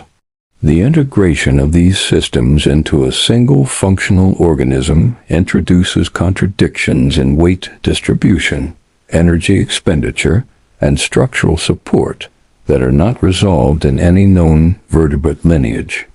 The hippocampus, plural, hippocampi, in Greek mythology is a hybrid sea creature, typically described with the upper body of a horse and the lower body of a fish or dolphin. The term derives from the Greek hippos, horse, and campos, sea monster, reflecting its dual terrestrial-aquatic composition. It is most consistently associated with marine divine imagery, particularly within the entourage of sea deities such as Poseidon and Triton. where it functions as a mount or chariot animal within oceanic mythic frameworks. In iconography, the hippocampus is represented with equine cranial structure, mane and forequarters transitioning into a serpentine or piscine posterior equipped with fins and a tail adapted for aquatic propulsion. This combination positions it as a liminal organism between land and sea, combining the locomotive efficiency of a horse with the hydrodynamic design of marine life. Mythological descriptions emphasize speed and maneuverability within deep water environments, allowing it to traverse vast oceanic regions as part of divine transport systems. Within Greek artistic tradition, hippocampi appear frequently in mosaics, pottery, frescoes, and sculptural reliefs, especially in scenes involving Poseidon's chariot, where they function as symbolic extensions of his authority over marine space. Their role is not typically predatory, but servile or symbiotic, reinforcing the structure of divine hierarchy rather than independent ecological behavior. In some later interpretations, they are attributed limited communicative ability, though this remains inconsistent across sources. From a biological perspective, a literal hippocampus as a single organism presents structural contradictions similar to other mythological hybrids. Aquatic propulsion systems based on fish musculature and fin dynamics operate under entirely different density and buoyancy constraints than terrestrial, mammalian limb articulation.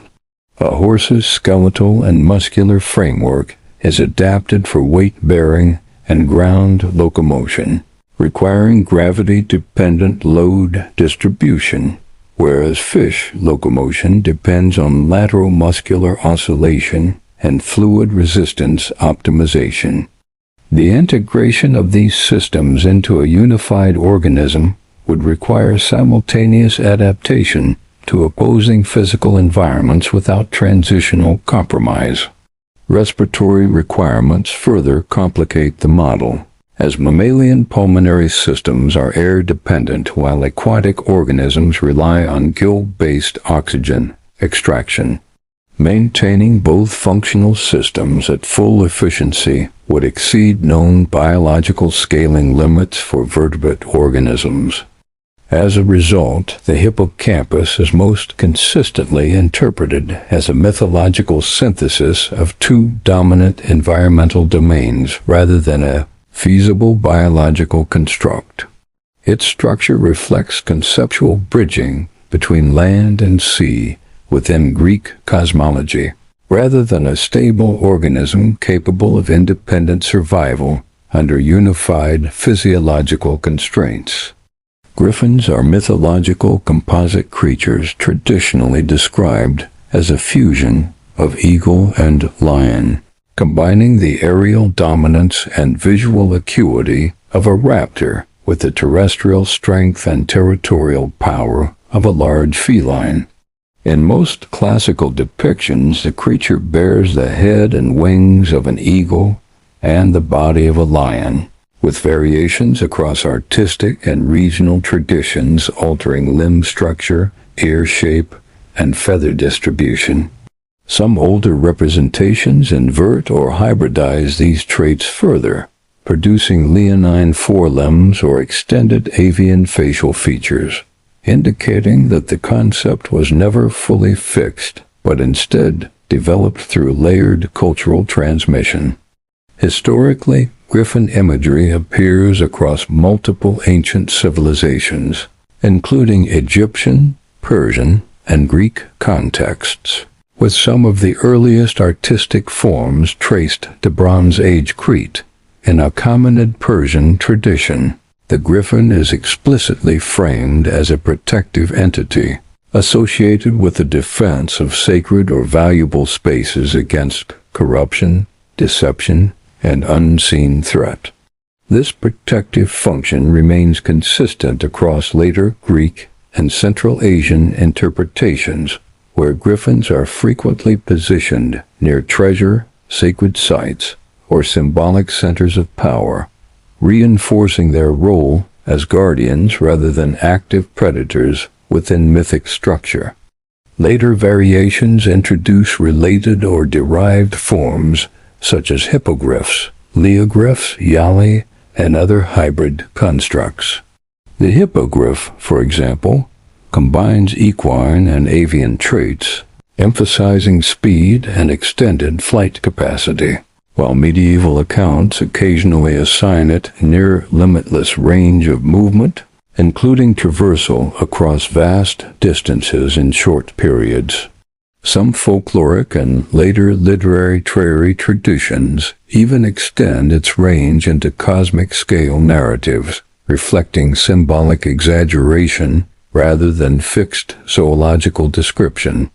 Reports of alleged sightings in later centuries, often tied to hoaxes or misinterpretations of staged constructs, demonstrate how the griffin archetype persisted into modern folklore as a flexible visual category, rather than a stable biological claim. The Yali or Leogriff tradition in South and Southeast Asian temple architecture represents a different developmental branch of the same conceptual pattern. Here, the griffin-like form is reinterpreted as a composite guardian entity, combining lion, serpent, elephant, and occasionally human traits. These figures are consistently placed at thresholds, such as temple entrances, reinforcing their function as boundary protectors. Unlike the European griffin, which is often tied to treasure or wealth, the Yali emphasizes structural protection and spiritual boundary maintenance, but both share the underlying principle of guarding transition points between protected and unprotected space. Modern localized folklore, such as reported sightings in parts of England, continues this pattern in reduced form. These accounts describe winged, canine or feline-like aerial creatures observed briefly in isolated urban or semi-rural environments, often near symbolic or historically significant locations. While inconsistent in detail, they maintain the same structural theme, a hybrid aerial-terrestrial being appearing at edges of human perception and disappearing without trace. Across all traditions, the griffin and its variants function as a unified archetype of controlled threshold guardianship. Whether expressed as a literal composite creature or as a symbolic construct embedded in architecture and myth, the consistent role is the regulation of access between domains, safe and unsafe, known and unknown, human and non-human. The persistence of this motif across geography and time suggests not a single origin point, but a repeated cultural response to the idea of protected value requiring a hybridized, superior sentinel form. Taken together, the griffin tradition operates as a structural bridge between earlier creature classifications and later folkloric systems, maintaining continuity in the idea of boundary enforcement by beings that exist partly within and partly outside ordinary natural categorization. From a biological standpoint, a literal griffin, as a single integrated organism, presents a fundamental incompatibility with known vertebrate physiology. Avian and mammalian systems are not interchangeable at the level required for a stable hybrid of that structure. Birds rely heavily on hollow bone architecture, reinforced by calcium phosphate optimization for flight, while large terrestrial mammals depend on dense skeletal mass to support muscular load and impact stress. Combining both systems into a single body would produce contradictory structural requirements, one set optimized for weight reduction, the other for load-bearing stability. Dietary constraints create an additional layer of impossibility. Large predatory mammals require sustained intake of high density protein and fat to maintain muscle mass and thermoregulation, whereas large birds of prey operate under different metabolic scaling, with energy expenditure tied closely to flight cycles and oxygen efficiency. A composite organism would require simultaneous support for two distinct metabolic strategies that do not converge under any known ecological model. Even at the mineral and tissue level, the divergence is persistent. Keratin-based structures such as feathers require different growth pathways and nutrient allocations than mammalian fur, claw, and muscle systems. The energy distribution necessary to maintain both simultaneously at large scale would exceed what a single contiguous organism could realistically extract from any known environment without collapse. For these reasons, the griffin is best understood as a symbolic fusion rather than a viable biological construct. The internal contradictions in structure, metabolism, and material composition place it outside the boundaries of functional mammalian or avian evolution, making physical existence under natural conditions effectively untenable. The Gorgon, sometimes erroneously referred to as Medusa, is a figure from Greek mythological tradition described as a female entity whose hair consists of living serpents and whose gaze produces instantaneous petrification. Accounts vary in detail, but the central motif remains consistent. Direct visual contact results in the target being transformed into stone. This establishes sight itself as a lethal interface rather than a passive sense, making the creature fundamentally dangerous in proximity-based interaction. Descriptions of the Gorgon differ across sources.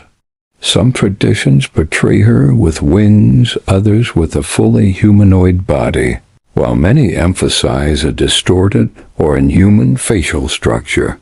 The serpent hair motif is nearly universal, suggesting a symbolic emphasis on constant motion and defensive threat. Her eyes are consistently treated as the primary hazard, functioning as the mechanism through which transformation occurs. This effect is typically described as immediate and irreversible, placing the Gorgon outside normal biological classification in mythic interpretation. Geographically, the Gorgon is placed at the margins of the known world in early Greek cosmology, often in remote, inaccessible, or liminal environments. Later interpretations relocate her into caves, mountains, or deep wilderness zones, reinforcing the idea of isolation from human civilization. This spatial displacement functions as a narrative containment mechanism, ensuring encounters occur only under rare or exceptional conditions. Reports and later reinterpretations of similar beings appear sporadically in folklore traditions beyond Greece, typically in isolated sightings where witnesses describe paralysis, overwhelming fear, or sudden immobility upon visual contact. These accounts remain inconsistent, but they preserve the central pattern of a presence that cannot be safely observed directly. In synthesis, the Gorgon occupies a category of entity defined less by physical form and more by interaction constraint. Perception itself becomes the hazard. Whether treated as symbolic myth or as a potential anomalous organism within speculative frameworks, the defining feature remains unchanged across all versions: the inability of direct observation to be safely sustained. This places the Gorgon within the broader pattern of beings previously described, where survival is not dependent on concealment alone, but on the removal of stable observation as a valid condition of contact. If such a mechanism were real, it would allow continuous existence without ecological pressure in the conventional sense, since interaction would be inherently limited by perception risk rather than physical constraint, preserving the entity's permanence through the collapse of safe witness rather than the absence of presence. Gnomes are diminutive humanoid beings deeply rooted in English and broader European folklore, typically described as small, elderly figures with long white beards, weathered features, and pointed hats. They are usually placed in secluded woodland environments, living in burrows, hollow tree roots, or hidden subterranean dwellings. Their size is generally described as between 1 and 2 feet, allowing them to move unseen through dense undergrowth and rough terrain. Across traditions, they are associated with a dual nature: playful mischief directed at humans, such as displacing objects or misleading travelers, and a quieter role as guardians of the natural world. In many accounts, they respond positively to respect for nature, sometimes offering assistance or subtle protection in return. Their attributed abilities extend beyond physical traits into supernatural domains. Gnomes are often described as having communication with animals, influence over plant growth, and limited elemental control, particularly involving earth and forest environments. In some versions, they are said to possess partial invisibility or concealment abilities, allowing them to avoid human detection almost entirely. This reinforces their classification as reclusive beings tied to landscape features rather than settlements. Reports of sightings are rare and typically brief, often framed as ambiguous encounters at the edge of perception, while skeptical interpretations attribute them to misidentification or folkloric tradition rather than independent biological entities. Gremlins, in contrast, are described as small, highly destructive beings associated with machinery and technological systems. Emerging prominently in modern folklore during periods of mechanized warfare, particularly aviation, they are reported to interfere with aircraft engines, wiring systems, and later general electronics. Descriptions vary, but they are commonly depicted with sharp claws, small bodies, large ears, and teeth adapted for chewing through metal wiring and rubber components. Their behavior centers on sabotage, including damaging components, removing tools, and creating system failures that appear without mechanical explanation. Historical accounts from wartime aviation describe repeated mechanical malfunctions, accompanied by physical traces such as bite marks on cables or unusual residue inside engine compartments. These reports contributed to the idea that gremlins were not random spirits but targeted, disruptive entities. Later interpretations extend their influence beyond aircraft to computers and general infrastructure, including unexplained malfunctions and data corruption. Some traditions frame them as nature-aligned spirits reacting against industrial expansion, positioning technological failure as a response to environmental disruption. In this interpretation, their activity is linked to periods of increased industrial development and environmental stress, though accounts vary between purely mischievous intent and broader ecological motivation. Trolls originate in Scandinavian folklore and appear in multiple forms depending on region and tradition. They are often described as large, strong, and primitive humanoids inhabiting isolated landscapes such as mountains, forests, caves, or river valleys. Early sources include Old Norse literature, where trolls are associated with the broader category of Juchne and other liminal beings. Later folklore refines them into distinct regional types, including mountain dwellers, forest beings, and isolated hill or cave inhabitants.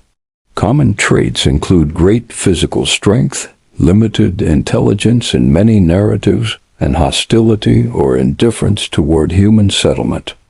In later Scandinavian traditions, trolls are frequently described as hostile or predatory, sometimes engaging in abduction or destruction of property, particularly farms located near their territory. A recurring feature in many stories is their vulnerability to sunlight, which is said to cause petrification or dissolution. Other accounts, however, depict them as human-like or even socially organized, differing primarily in their separation from Christian or settled society rather than in appearance. This duality results in inconsistent portrayals, ranging from monstrous giants to hidden populations of near-human beings living parallel to rural communities. Dwarfs, in Germanic tradition, are similarly associated with subterranean environments, particularly mountains and earthworks.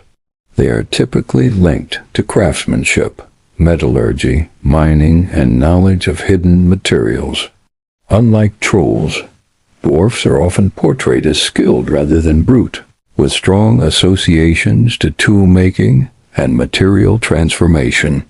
Physical descriptions vary between traditions, ranging from small and aged figures to more ambiguous humanoid forms.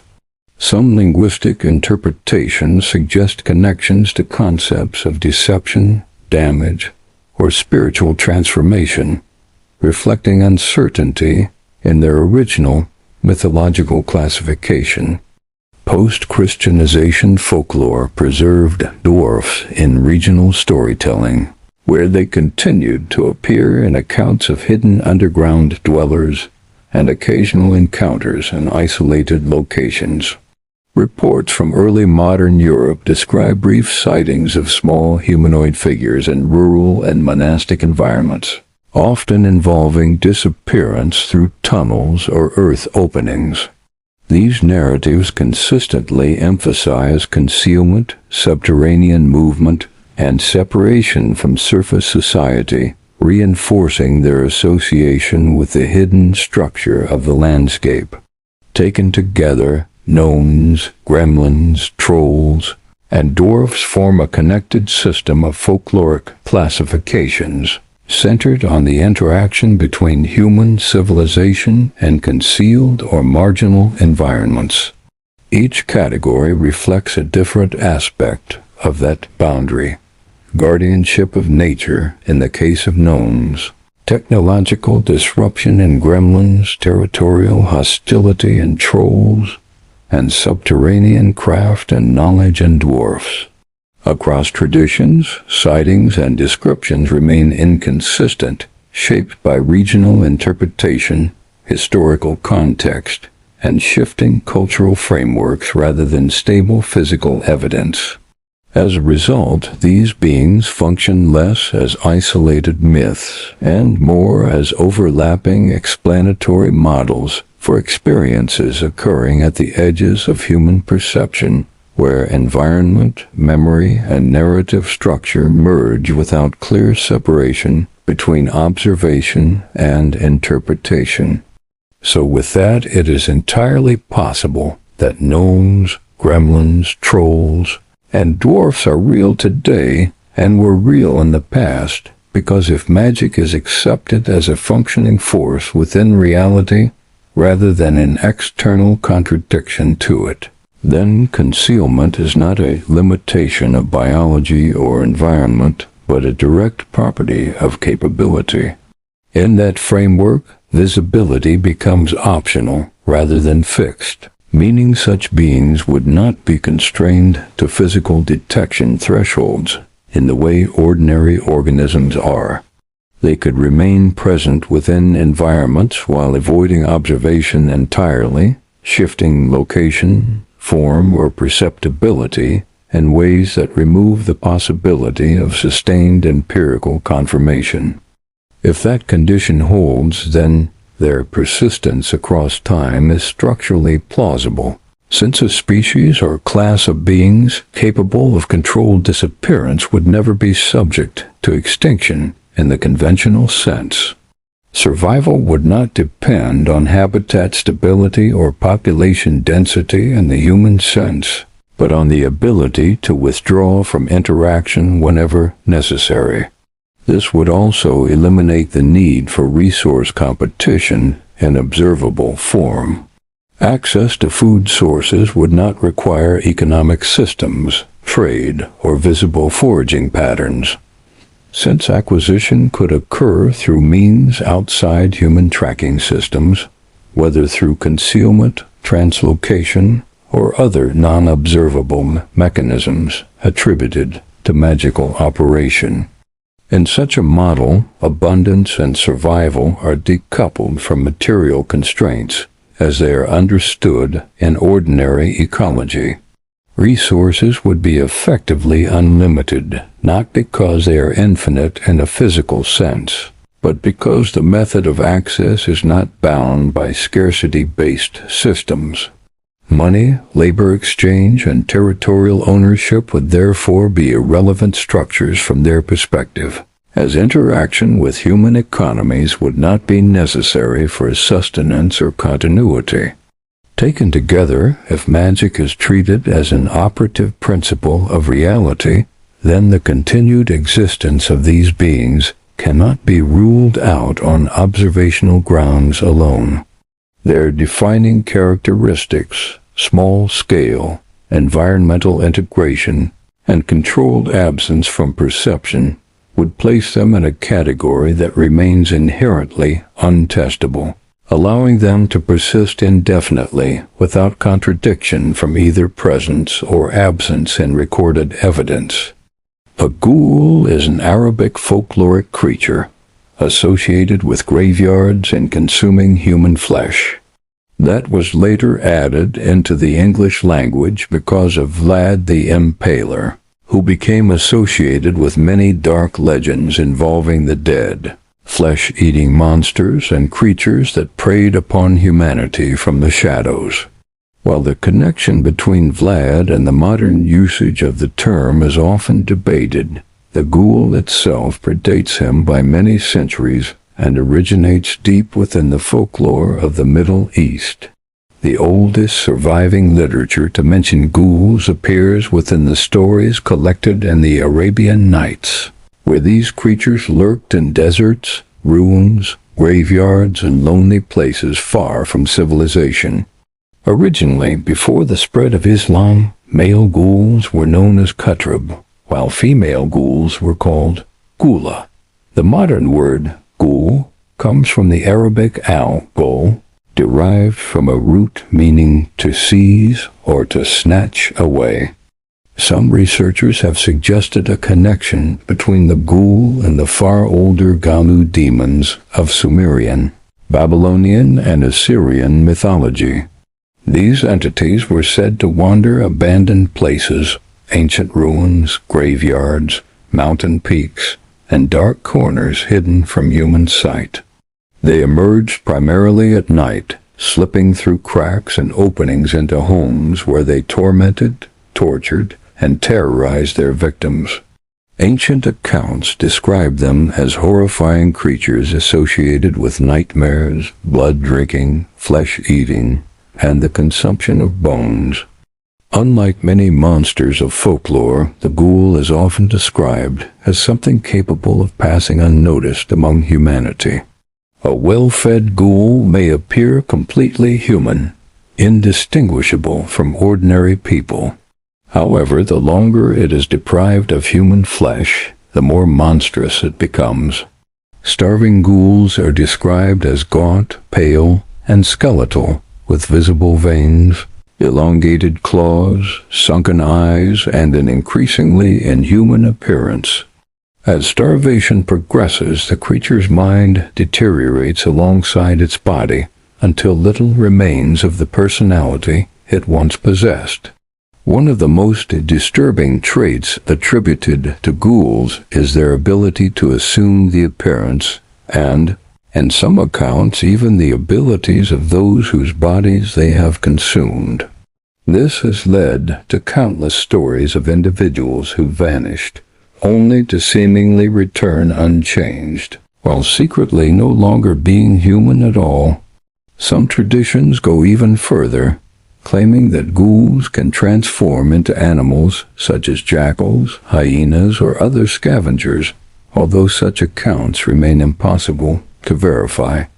Most traditions agree that ghouls possess strength greater than that of an ordinary human, and that their dependence upon human flesh is absolute.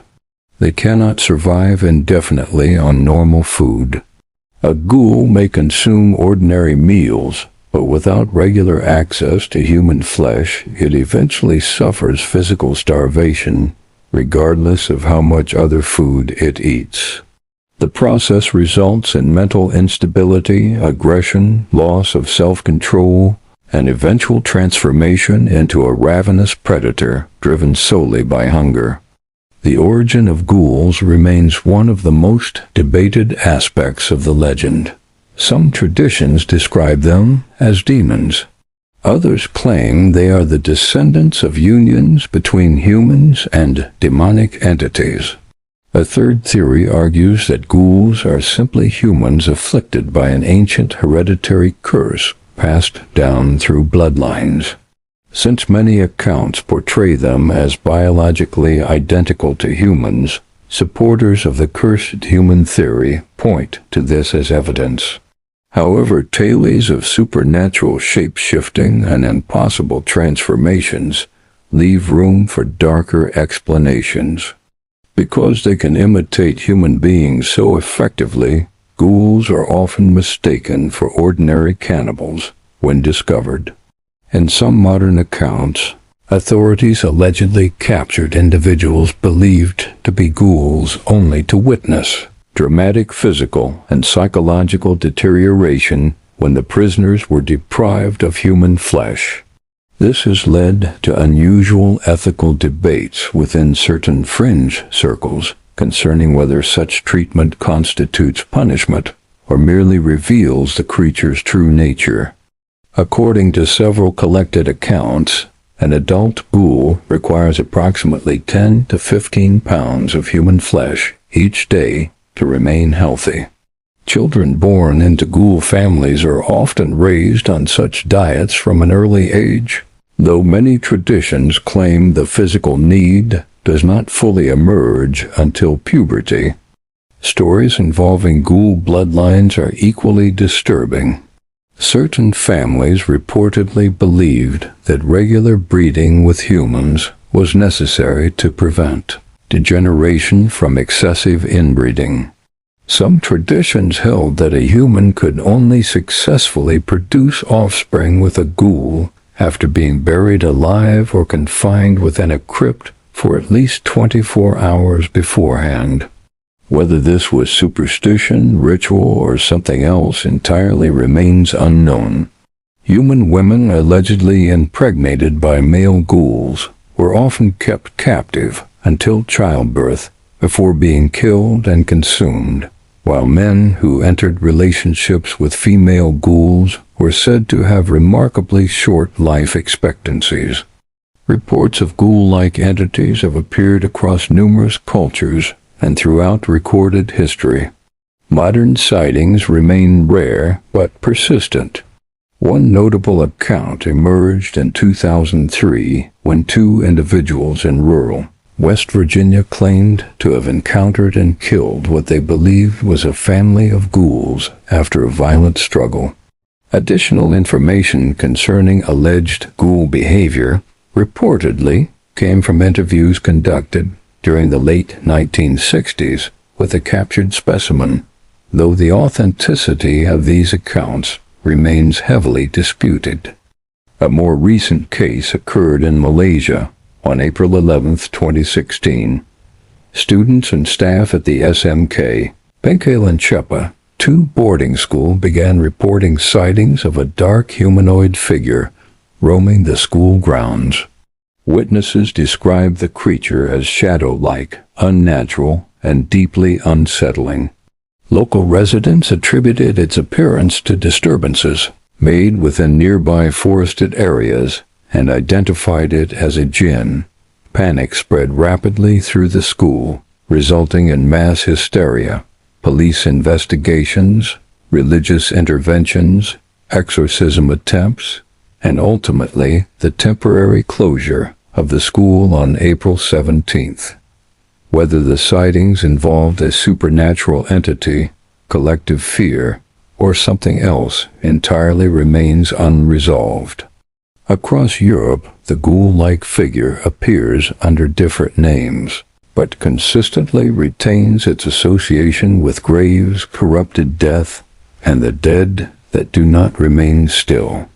In German accounts, parallels are drawn with Revenant traditions in which the buried return in altered, hostile forms, often emerging from disturbed soil or plague graves.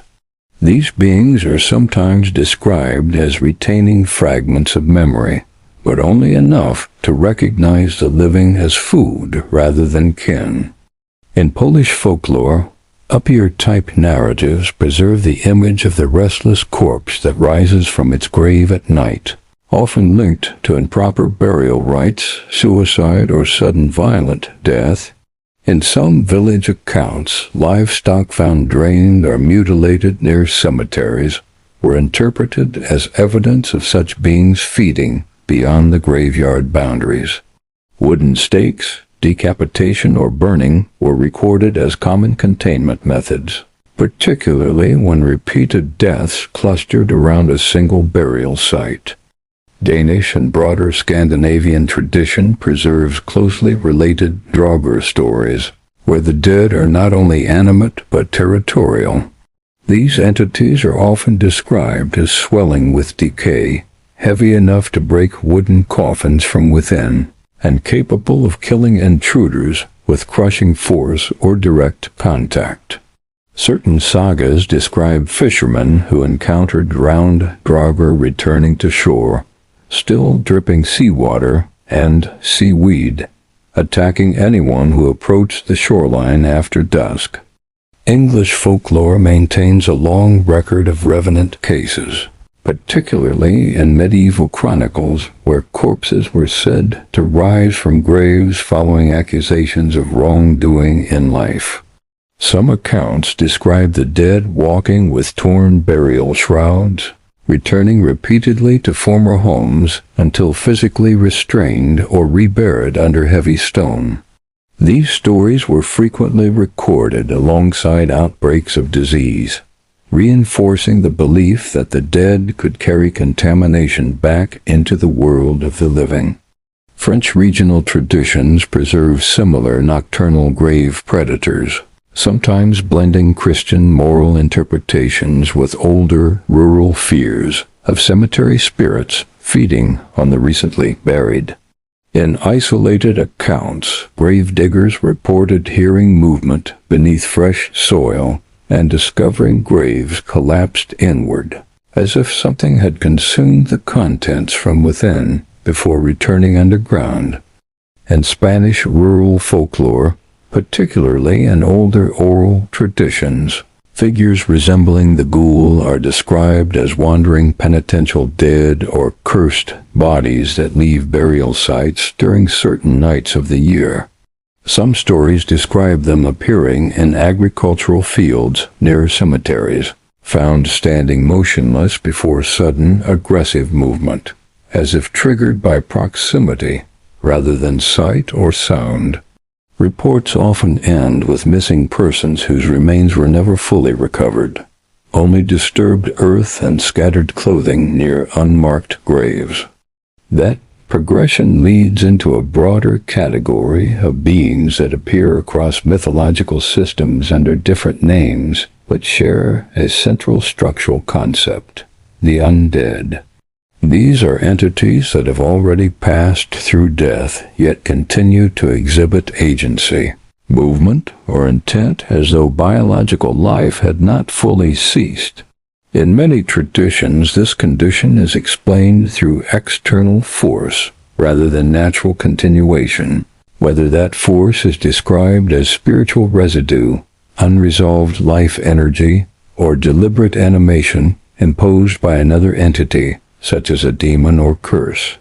Within this framework, the undead are not limited to a single form. Some are incorporeal, existing without physical structure, and interacting through presence alone, often categorized in folklore as ghosts or lingering spirits. Others are fully physical, but biologically dead, returning as reanimated corpses that retain movement and predatory behavior despite the absence of life functions. These are the beings later categorized in modern language as vampires and zombies, though the older traditions did not always distinguish clearly between them. Among the most developed of these figures is the vampire, a form of undead widely recorded across European folklore. In early accounts, vampires were not the refined, aristocratic figures of later fiction, but instead described as swollen, darkened, or ruddy corpses that retained disturbing familiarity. They were often believed to return to the communities they had lived in, interacting with relatives, spreading illness, or causing unexplained deaths. In many village reports, disturbances attributed to vampires were tied to graves that appeared disturbed, soil that collapsed inward, or bodies that did not decay in expected ways, reinforcing the belief that something within the corpse remained active. Regional terminology varied significantly. In the Balkans and Eastern Europe, similar entities were known under names such as Frakalakas in Greece, Strigoi in Romania, and Striga in Albania, each carrying local interpretations of the same underlying phenomenon. These beliefs spread into Western Europe during periods of heightened cultural contact, contributing to widespread panic in certain regions where exhumations and anti-vampire practices were recorded. In some cases, this led to physical intervention on corpses, including staking or burning, performed under the belief that the dead were actively responsible for ongoing harm.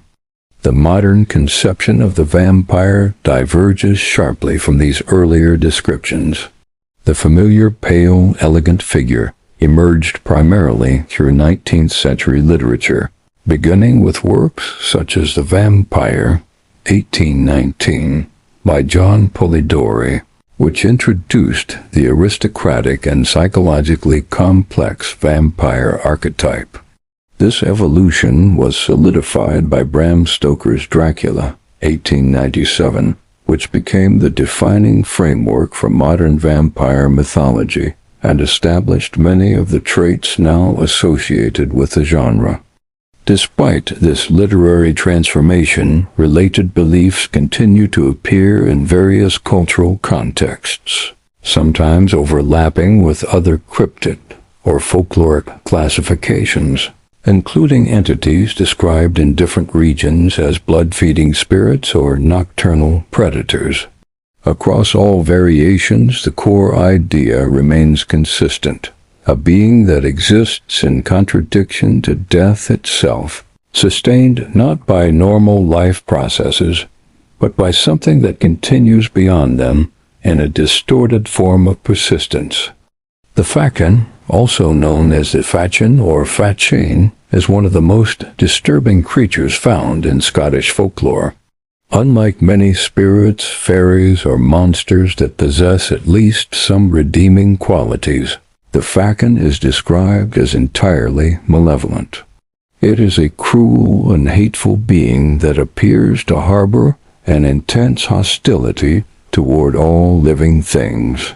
Stories describe it wandering the countryside, armed with a heavy spiked club, attacking anything unfortunate enough to enter its territory. Livestock, travelers, wild animals, and even entire farming communities were said to fall victim to its destructive rage. According to legend, a Kraken could destroy orchards, flatten crops, and devastate entire farms within a single day. The creature's appearance is among the most unusual in European folklore. The Kraken possesses only one eye, one arm, and one leg, all positioned in the center of its body. Despite what would seem to be a crippling deformity, the creature compensates with extraordinary strength. Its single arm is said to possess immense power, capable of wielding its club with devastating force, while its lone leg allows it to move with surprising speed. Covering its body is a thick layer of dark fur, and from the top of its head sprouts a tuft of black hair, or feathers. Its mouth is described as unnaturally wide, contributing to an appearance so horrifying that some legends claim merely seeing a Kraken could cause a person to die from terror.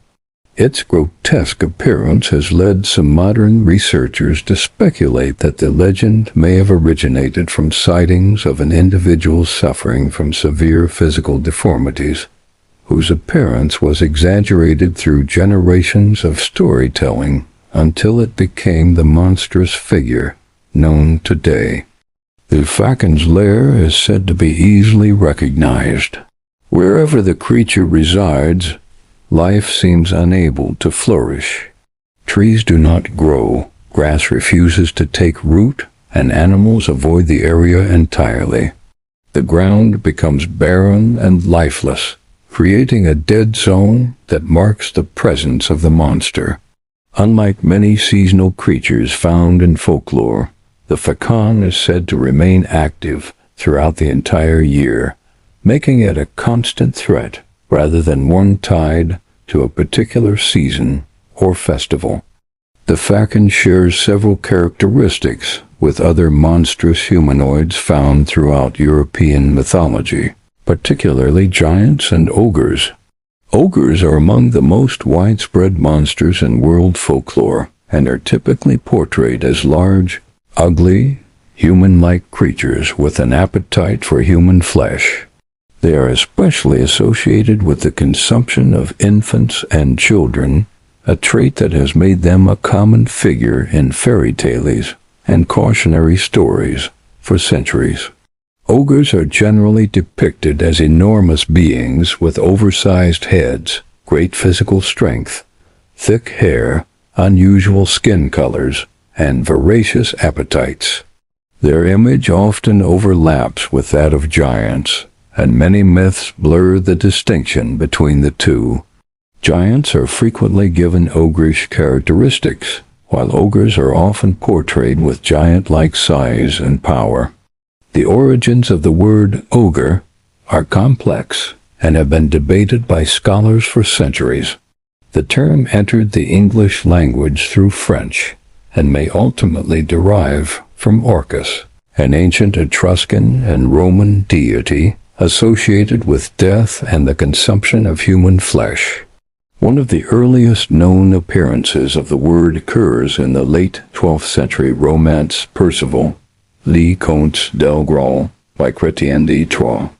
In this work, Britain is referred to as the Land of Ogres, a reference that may connect to earlier legends preserved in Geoffrey of Monmouth's History of the Kings of Britain, which described monstrous inhabitants dwelling in Britain before the arrival of humans. Other theories suggest the word may derive from the biblical giant Og, the last king of Bashan, or from the Greek figure Oeagros. Some historians have proposed that medieval Europeans used the term Hungry, meaning Hungarian, in a derogatory manner, and that this association may have contributed to the development of the ogre legend. The Italian equivalent, Orco, appears throughout medieval and Renaissance literature, and is closely connected to Latin Orcus. This word family also shares possible connections with the Old English term Orkneyas, found in Beowulf, which later inspired J.R.R. Tolkien's creation of the orcs. Some scholars believe these words may descend from a much older Indo-European mythological concept, representing monstrous man-eating beings.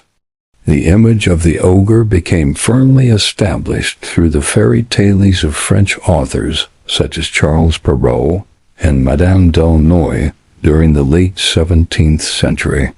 Perrault introduced the creature in Histoire aux contes du temps passé and included ogres in several of his most famous stories. His version of Sleeping Beauty also contains one of the earliest examples of a female ogre, referred to as an ogress. Madame d'Aulnoy later expanded the mythology further by introducing the term ogre for the offspring of ogres. Through these works, the ogre became one of the defining monsters of European folklore, cementing its role as a gigantic cannibalistic predator lurking on the edges of civilization.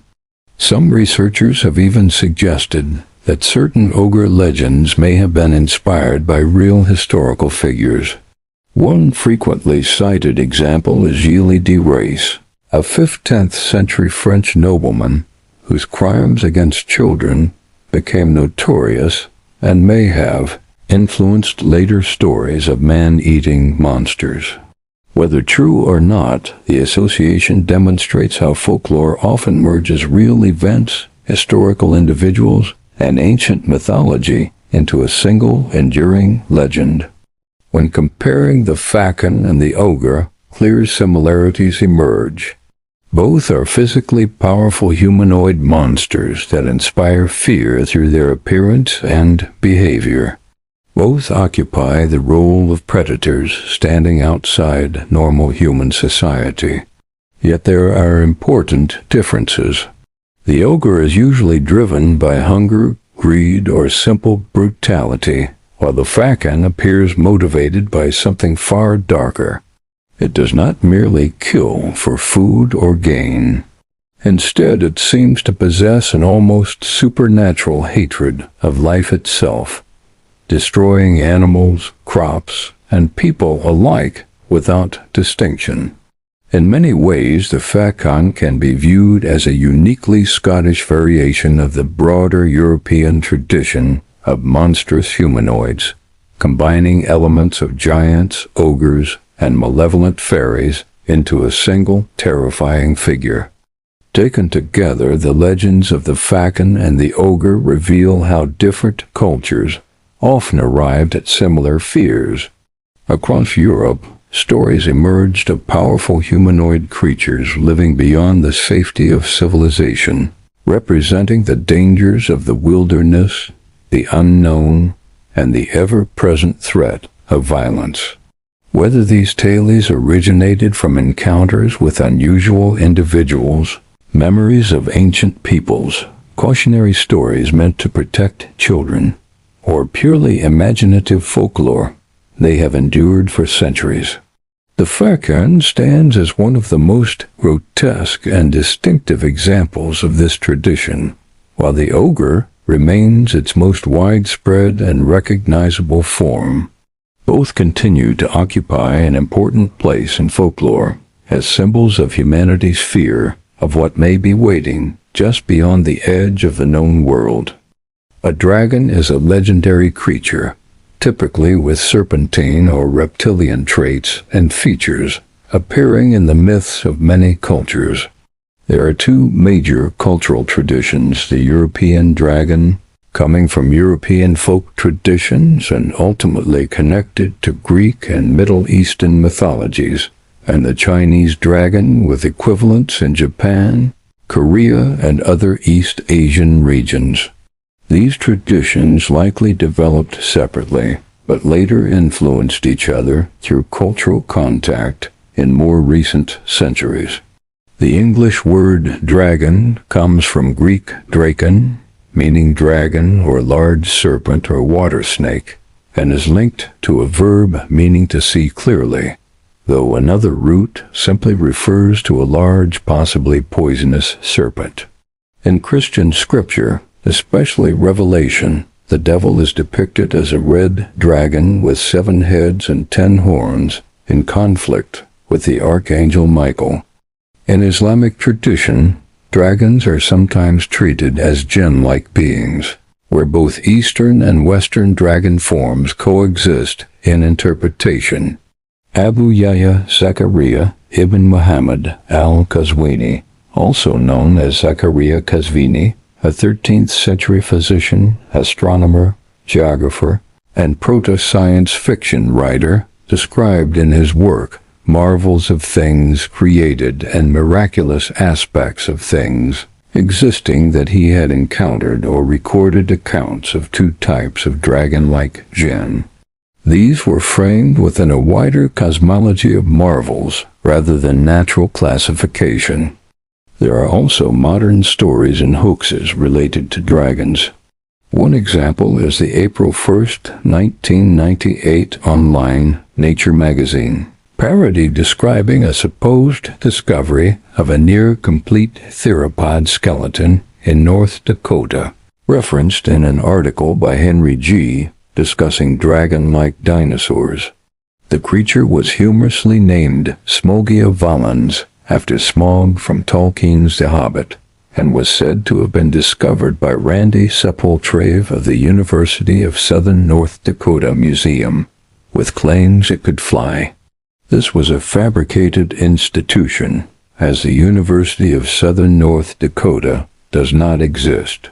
The name Sepultrave itself is taken from Mervyn Peake's fictional Titus Groan, where the character believes he is an owl and dies attempting flight. Another hoax appeared in December 2003 when David Hart claimed to have discovered a preserved dragon fetus in formaldehyde in Oxfordshire, supported by a marketing associate, Alastair Mitchell. They claimed it was originally offered to the Natural History Museum by German scientists and later preserved by Hart's grandfather, but it was in fact a model created by BBC's Walking with Dinosaurs team, and the glass container was specially made, the entire story being a publicity stunt tied to a publishing deal. In 2001, cryptozoologist Carl Schuker reported a sighting near a quarry in Wales. A small airborne serpentine creature, about 2.5 feet long, was described, with a seahorse-like head, 4 short limbs, and a long tail ending in whale-like flukes. It appeared green, solid, and slightly shimmering, flying about 10 feet above the quarry and circling as if defending territory before disappearing into rock crevices. The observer believed it was not an illusion or model. Schuker later discussed it in Extraordinary Animals Revisited, describing it as a reported unknown aerial entity. Related folklore recorded by Mary Trevelyan in Glamorgan described winged serpents living around Penline Castle, with crested heads and jewel-like coloration, coiling on the ground and attacking intruders by swooping down, sometimes killing poultry, and being shot by farmers as threats to livestock. European dragon traditions often overlap with broader serpent mythology. The basilisk, for example, is sometimes treated as a related concept, reinforcing the idea of lethal serpentine beings. In the New Testament and medieval Christian tradition, dragons were also symbolic of chaos, sin, or satanic forces. Over time, dragons became increasingly complex, combining serpents, birds, and mammalian traits depending on region and era. The wyvern is a distinct but closely related European form. The term means serpent or worm in origin. It is usually defined as a dragon-like creature with 2 legs and a pair of wings, unlike the 4-legged European dragon. Some variants, such as sea wyverns, are described with fish-like tails. Their tails are often barbed or spade-tipped, and sometimes considered venomous. Wyverns are generally smaller than dragons, with recorded sizes around 18 feet. They are described as highly aggressive, extremely greedy, and territorial, often attacking anything perceived as prey or threat. They hoard shiny objects, though, unlike dragons, their hoards are often chaotic piles of miscellaneous items rather than refined treasure. They may attack from air or ground, snatching prey alive before killing and consuming it in their lairs. Their behavior is often compared to magpies or foxes, characterized by destruction even beyond necessity. A well-known folk account associated with a wyvern involves Morteford in England, where stories describe a dragon terrorizing the village and killing livestock and people near the junction of the rivers Lug and Wye. Versions differ. Some say a member of local nobility killed it. Others that a condemned criminal was granted a pardon in exchange for fighting it.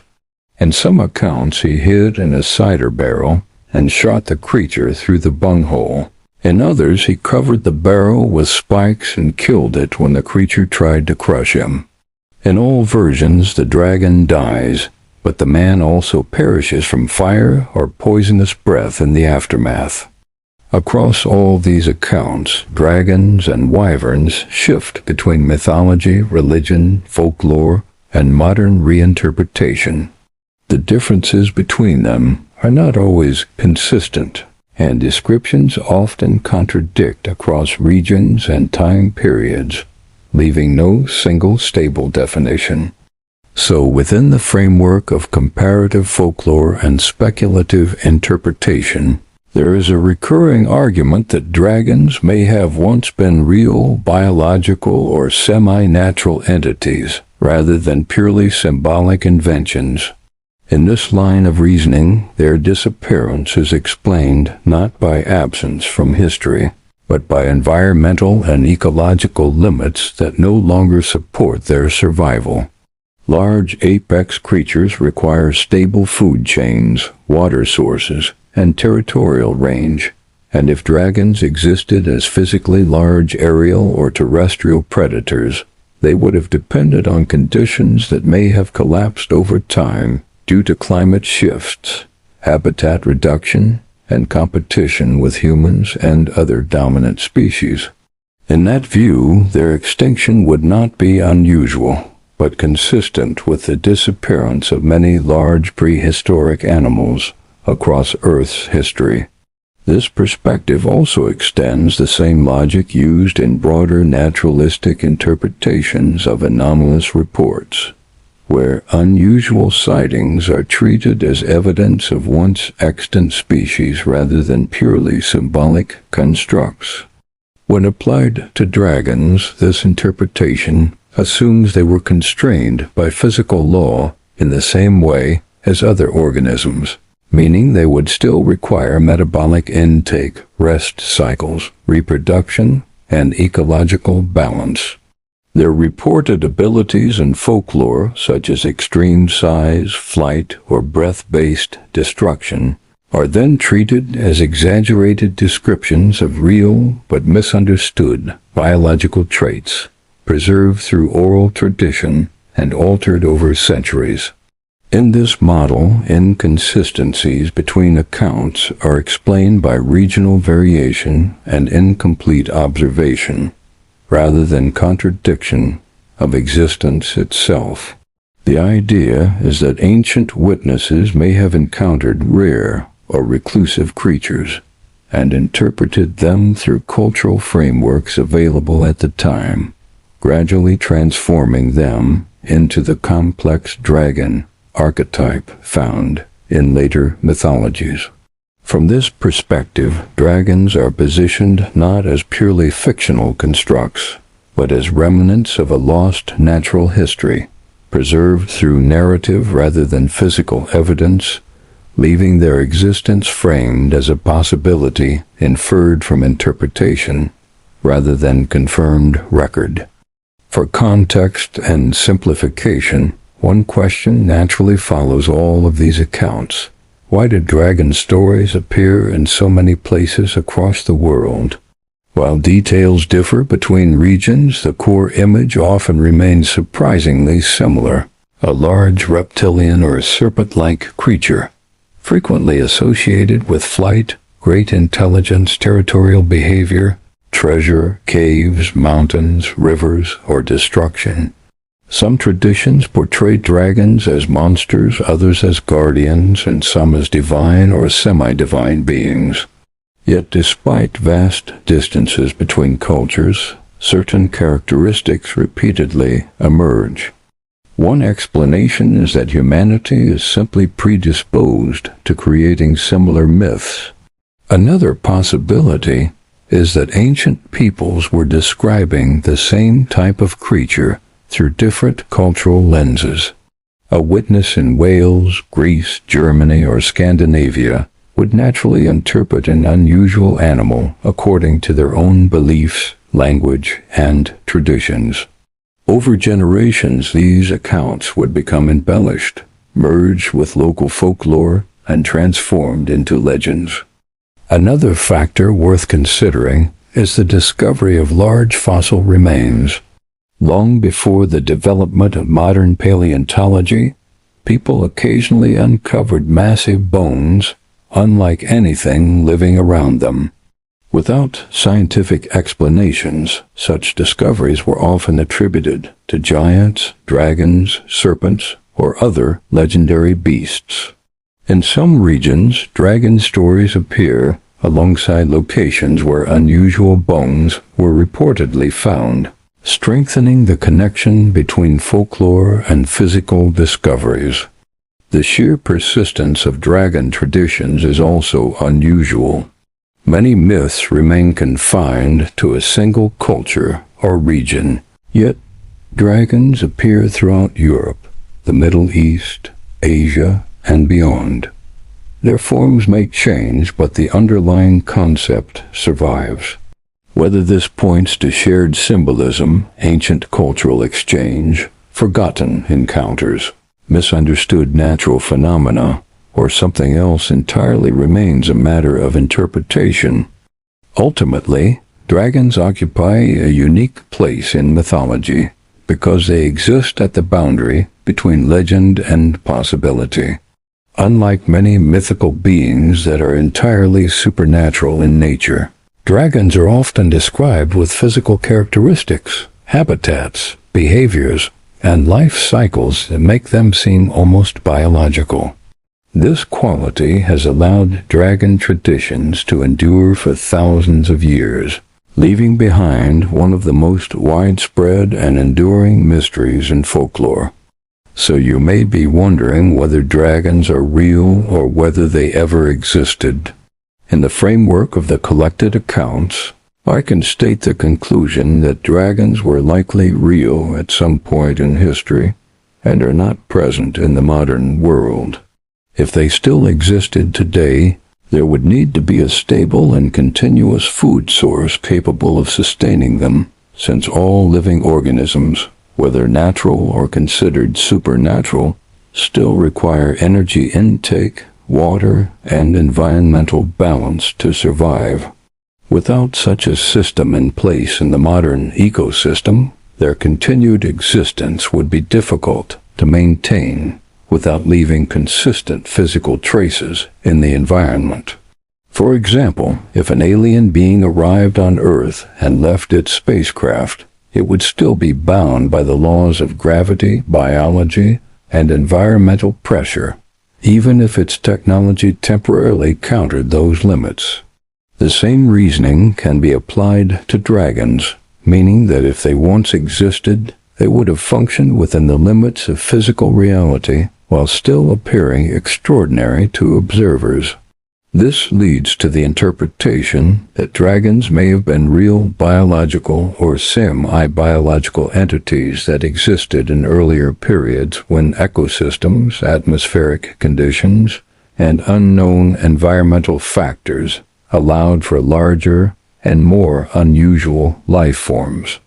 Over time, as conditions changed, these creatures would have become extinct or reduced into fragmented sightings, leaving only cultural memory, myth, and scattered reports that form the modern descriptions of dragons and wyverns across different regions.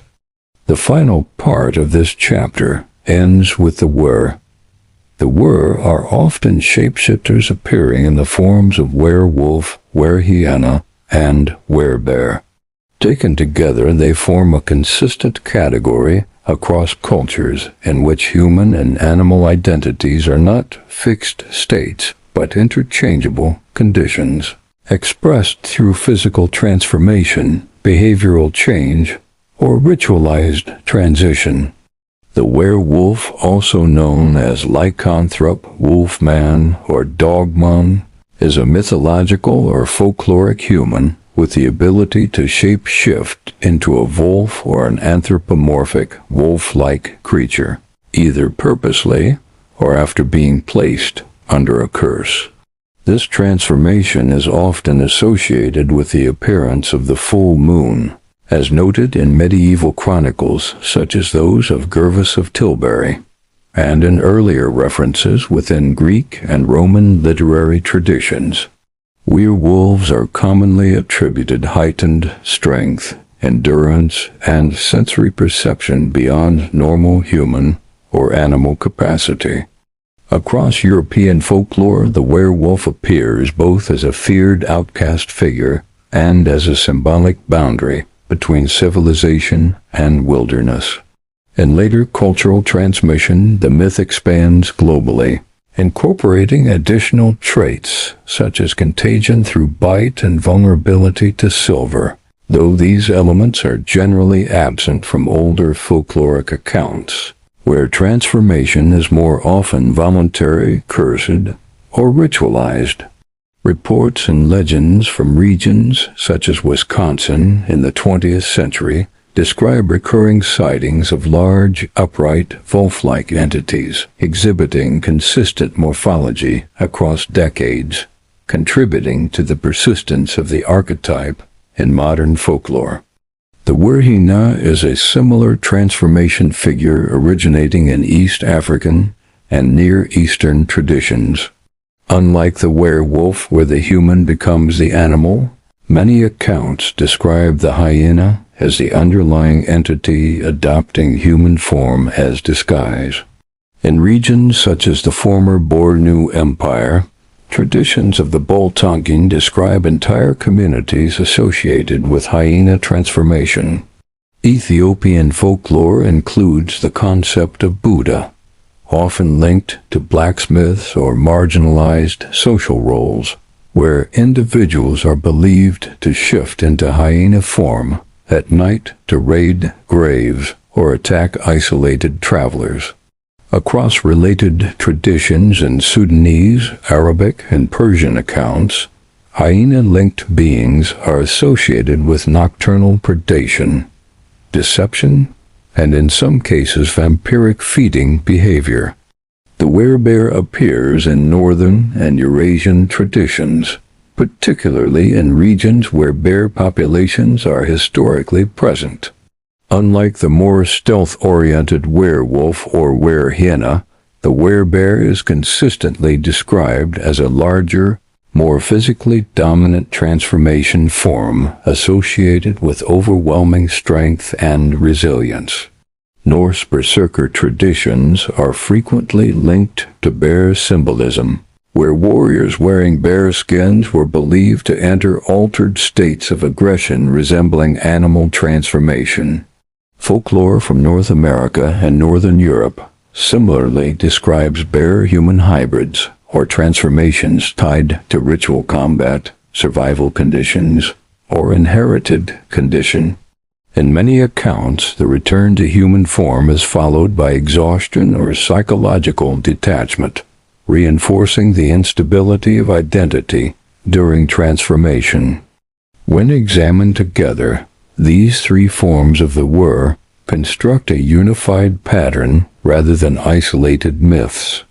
Each reflects a regional expression of the same underlying structure, the suspension of fixed biological identity and the movement between human and animal states under specific conditions.